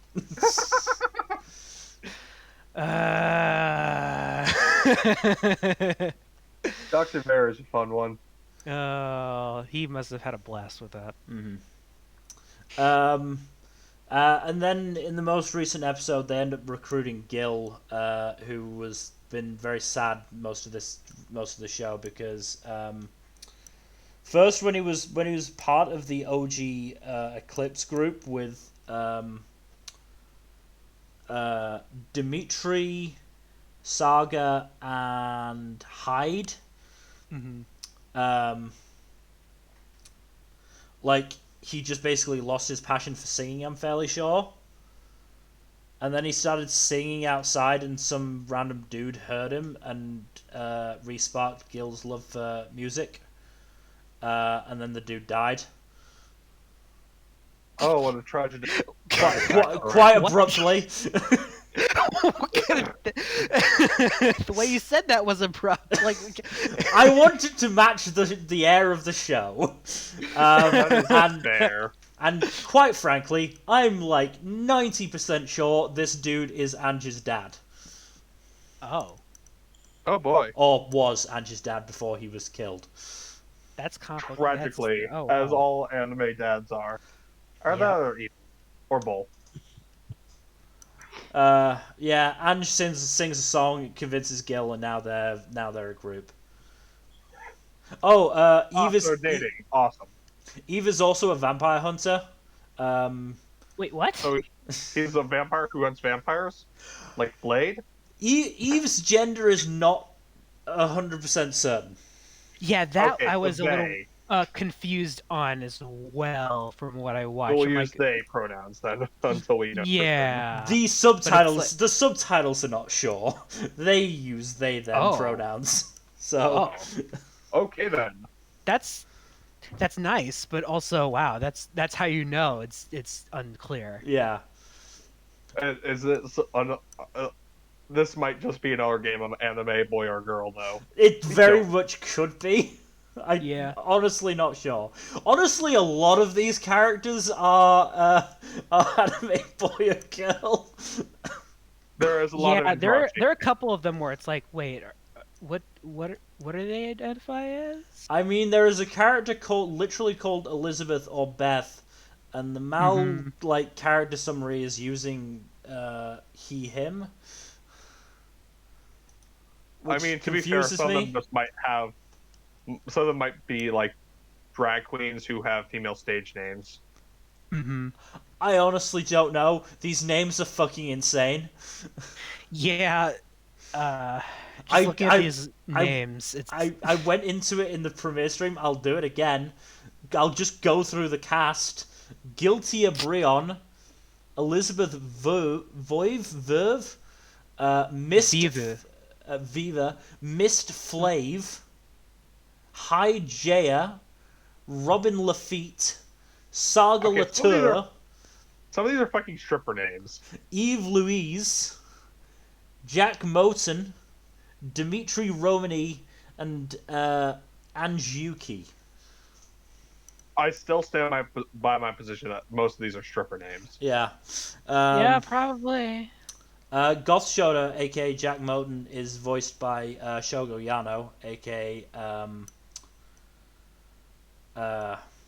I'm so upset that I'm forgetting his name. Mafiu in Given.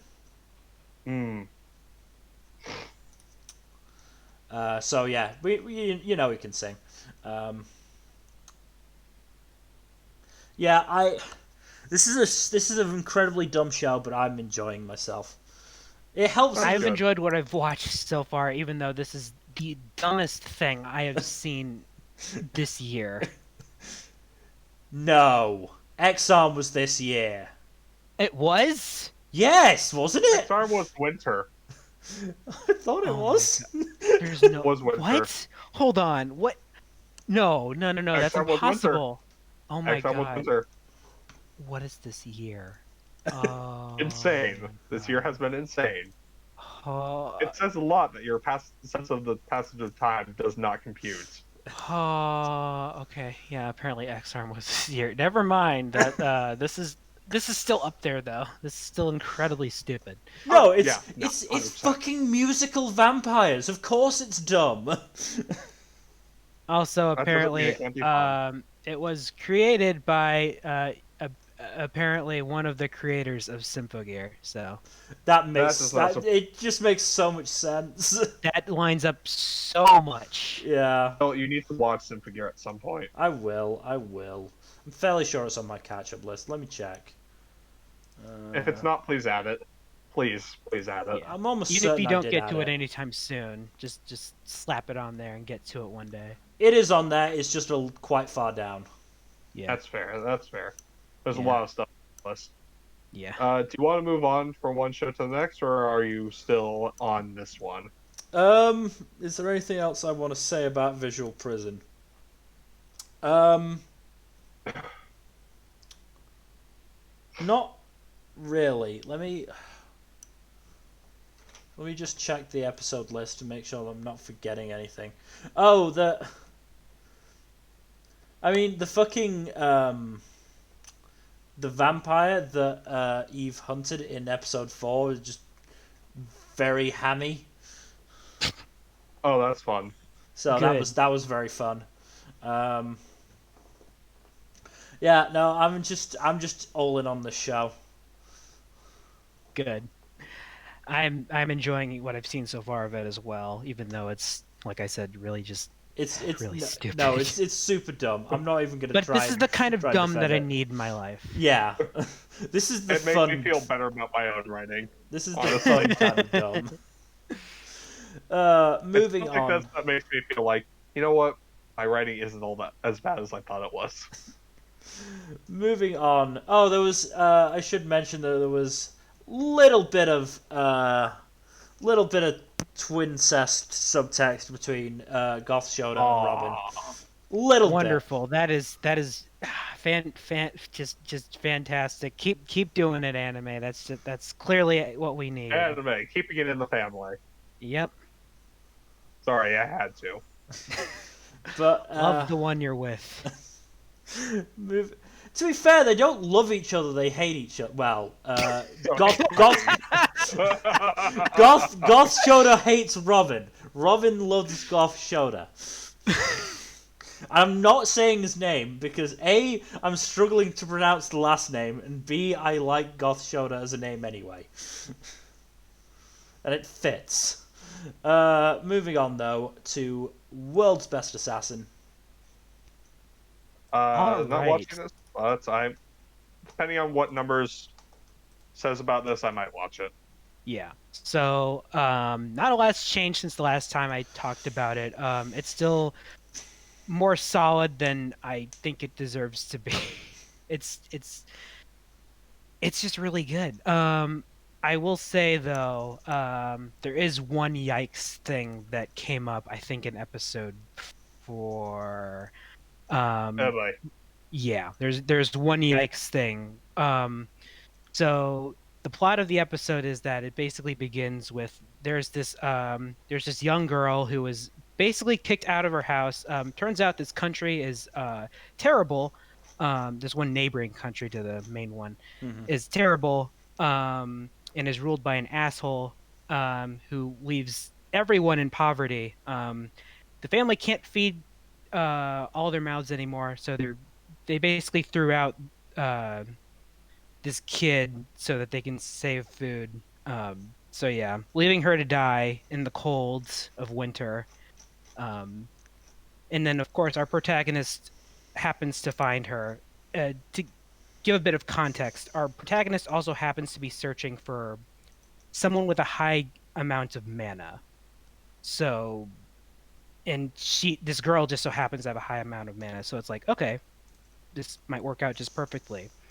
So the girl's about to be attacked by wild wolves.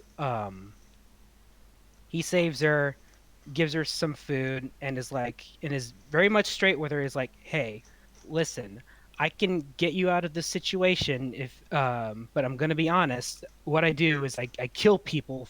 This is my life. I've killed people before, and I'm going to continue doing so. I'd like for you to live with me so that you can have food and shelter, but I'm going to need you to be my assistant, and you're also going to help me with killing people. Is that okay?" And she agrees, which, not like she has much of a choice anyways.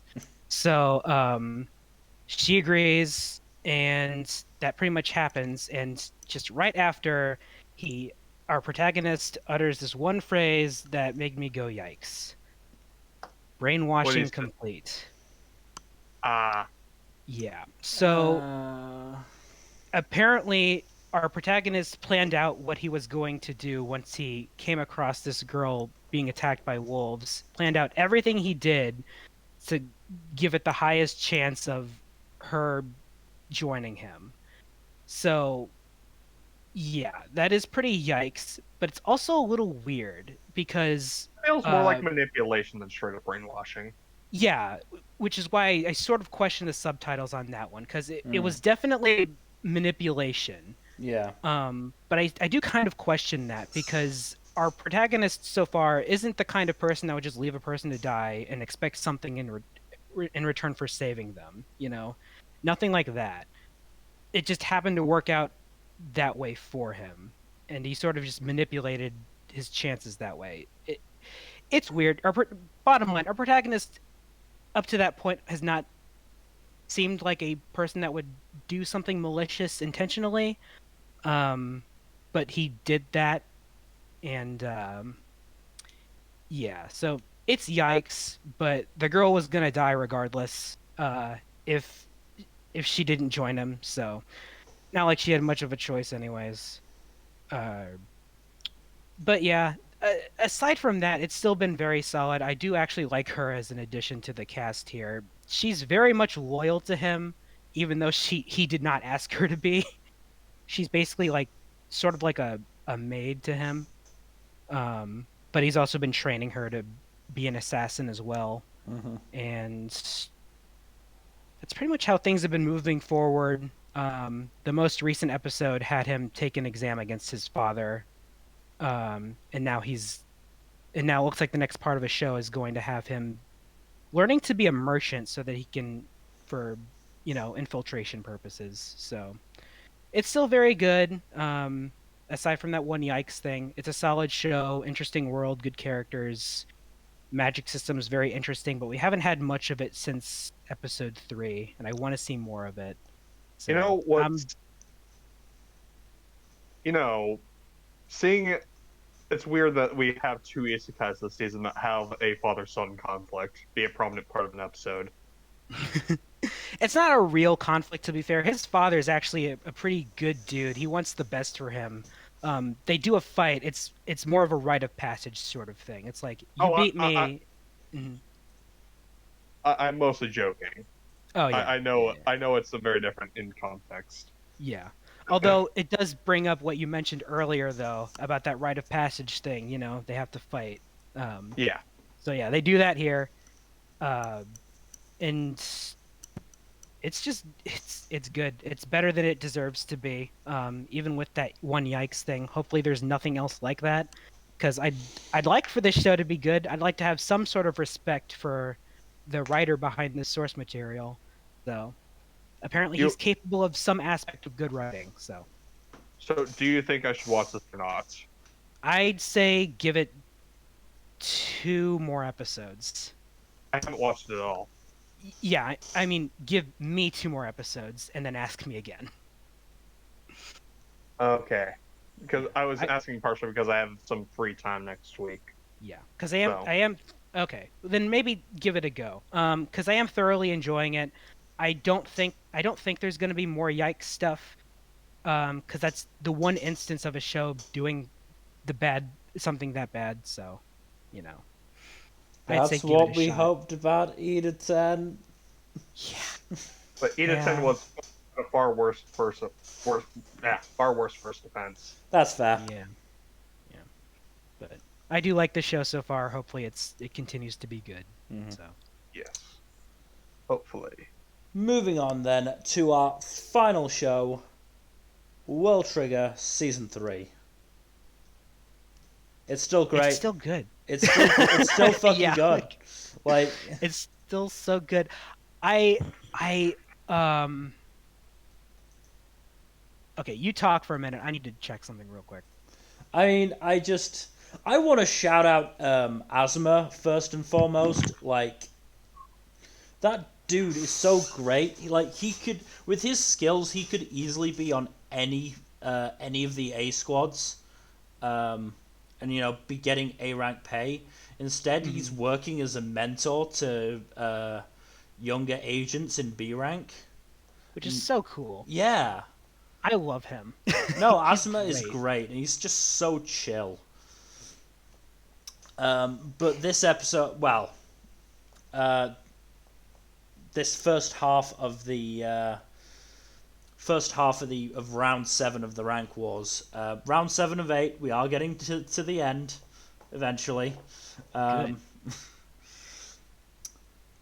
Was very much about once again the rivalry between Ko, Kageura, and Yuma, which is just they just love fighting each other. Yeah. The strategy in this fight is so good. I love how they turned off the lights and turned them back on to manipulate the fight. That's so good. The light strategy is so good. Suzunari 1's new strategy is really cool. You've got Yuma and Hyusei working together to take on first Kageura. Yuma takes out Zoe, which is a shame because I love Zoe. Yeah, he's fun. I just love it, like, when he shot out the lights to stop the light trick from working. Like, the commentator was just like, he's sensible in a simple sort of way. It's just such a backhanded compliment. It's great. And then, obviously, the fight between Ko, Hyusei, and Yuma and Kuga, just so good. Yeah, it's that the way Ko did that slice. He tossed Kogetsu behind him and then swung upwards. That's so cool. Activating fucking whirlwind at the same time. It's so good. Unfortunately, it's and first of all, Hyusei fucking activating Escudo out of Ko's back. It's the way he uses that is so fun. And the hilarious thing is he refused to let Jin teach him about it. Specifically went to Kurasama for it. But that allows fucking Yuma to fucking kick the Escudo, knocking Ko's strike off to the side, and then Hyusei to just, catch him. Oh, it's so good. If there's anything Ashihara, the author, excels at with this series, it is strategy. Yeah. He knows how to write a good fight. No, he's got a very good mind for writing interesting and intelligent fights. I've been looking forward to this fight, and I've been looking forward to the next round wars since reading them in the manga, because they're good in the manga, but there is just an element of, obviously it's still pictures, and seeing that fucking Kogetsu flip in motion was just so beautiful. And I don't know what the fuck somebody has put in Toei's coffee supply, but Jesus Christ, they're going all in on this shit. Yeah, it's been incredibly solid. This is one of those shows that's getting consistently good treatment, which is nice. Not all shows, unfortunately, get that, but this one is one of them that does. But if we can talk for a second about Chika and how she blew off whole wall of that shopping mall. That was so well animated as well. Oh my god. Yeah, I laughed my ass off because I forgot she did that, and that is so funny. No, what was so funny about it was Korai just sat back against the pillar. He's like, oh my god, she can do that. That's so not fair. Teammate getting swept up in that is like, oh no. Oh, it's so good. This is why she's not. Oh, this is why she's written so that she can't. Kill people intentionally. Oh no, they'd be top of B rank by now if she could. She's overpowered, but it's used so well. Yeah. And just I love Yuzuru. I love him. Him and his stupid fucking crush on Chica. he was a badass. He really was. That's another thing I've been waiting to see animated. His little fucking gun flip to then smash out the barricade. He shot through the ceiling like that. It was so good. He did it twice. That little bastard. He took out Kuruma and then fucking Osamu's leg. It was literally just being triple teamed that got him out. Now, here's the thing that I've been curious about for a while. I keep meaning to bring up when we talk about World Trigger. Like, so when they're doing the rank wars, is this like in real life or is this in like some sort of simulation? I actually don't remember. I think it's. I feel like it has to be a simulation because obviously they use the same stages, and yet you've got people like fucking Chica just destroying half of them. I think the people are real. The area is simulated. Right. Okay. Yeah. It's just very confusing to me. Yeah, if I recall correctly, the entire like area that they use for these is like completely made of Trion or something like that. Yeah, that does make sense. Sense. Like it's just something like seeing a scene like Chica just destroying half of them all, just thinking, how are they doing this? It is so good. Like, but and her reaction, it's so. I just can't wait for the rest of the season because it just gets so good. Like not that the previous season and the previous like rank wars matches weren't good, but these last two are genuinely my favorites, and they're so good. Yeah, and the rank wars goes on for so long, but it's stuff like this that is just really, really damn good. And I'm very much looking forward to meeting Yuba.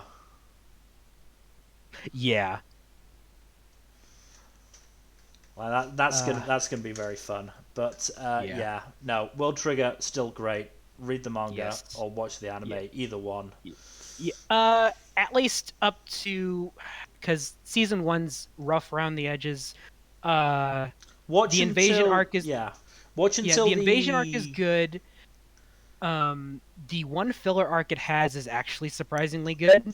But from then on, just read. You can watch the anime.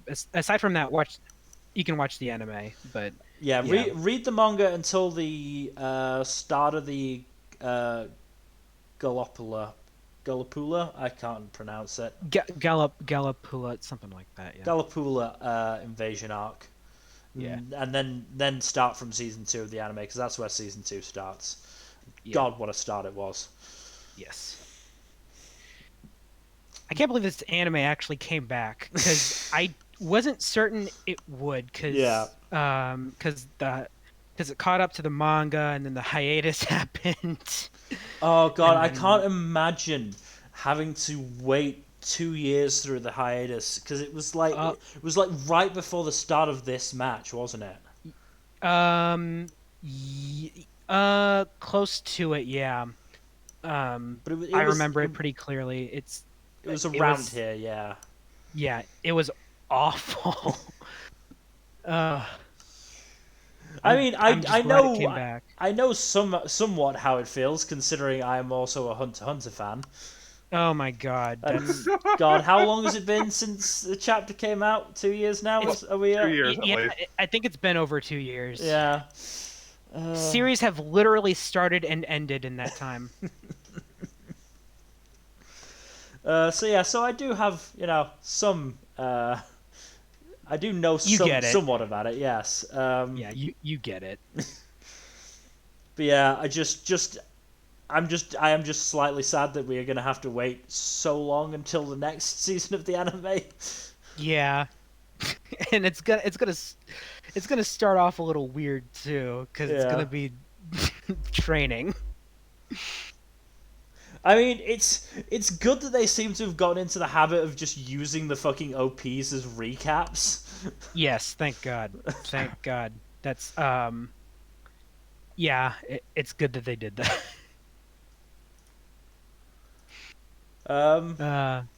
But yeah, just one last thing on World Trigger. 8.13 on Mal. Yeah.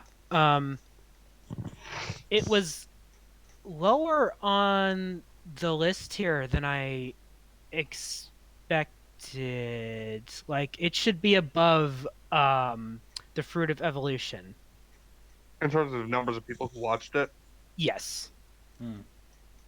Some people don't really count those in with the sequels. Don't really do that with sequels. So remember, it's the understandable, Mal count includes people who dropped a show. True, but still. And people who plan to watch a show.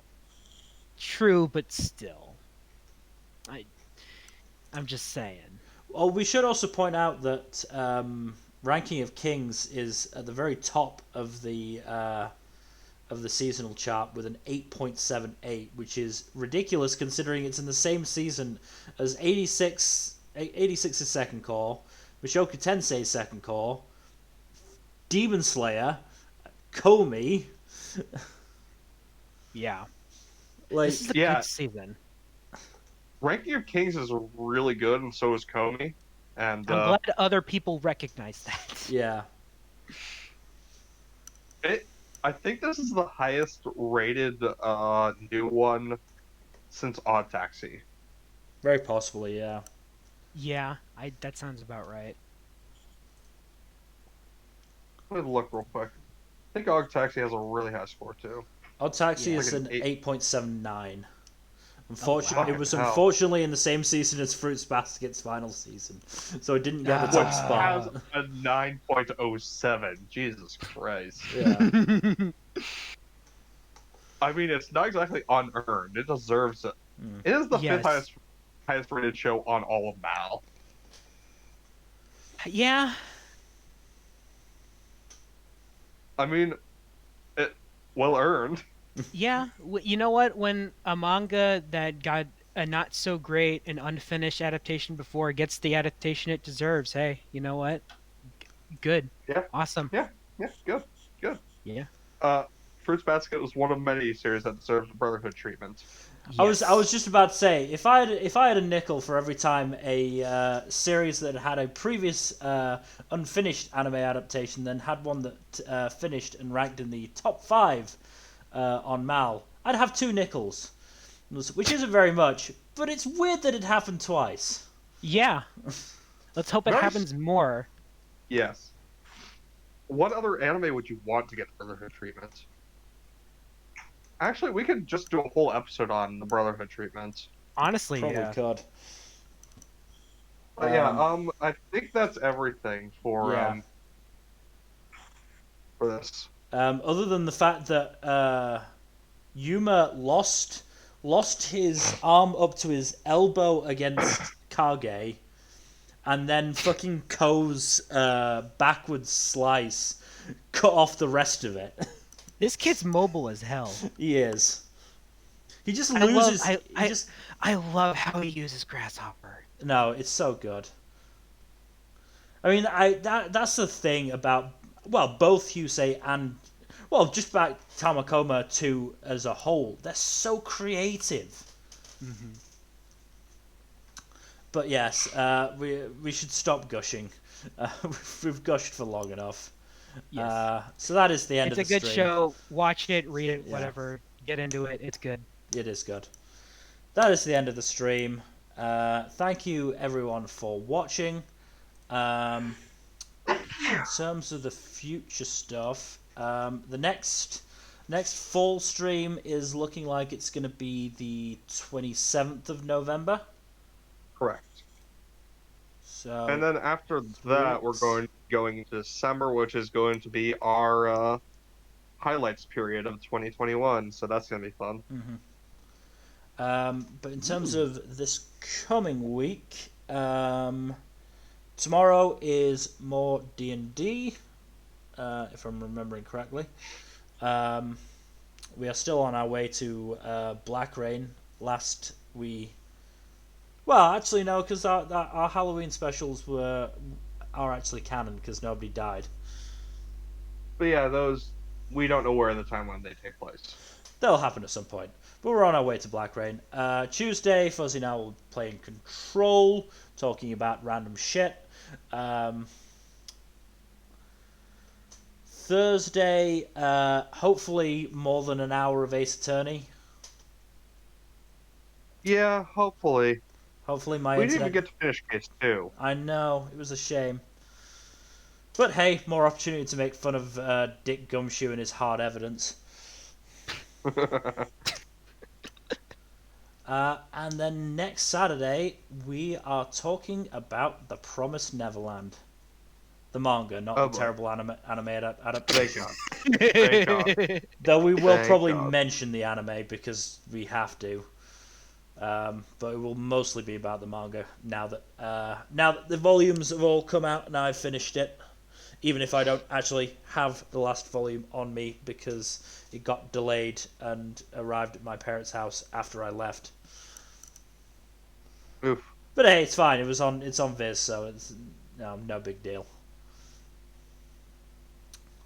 But that is everything.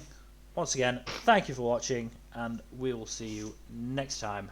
Good night. Bye-bye. Later.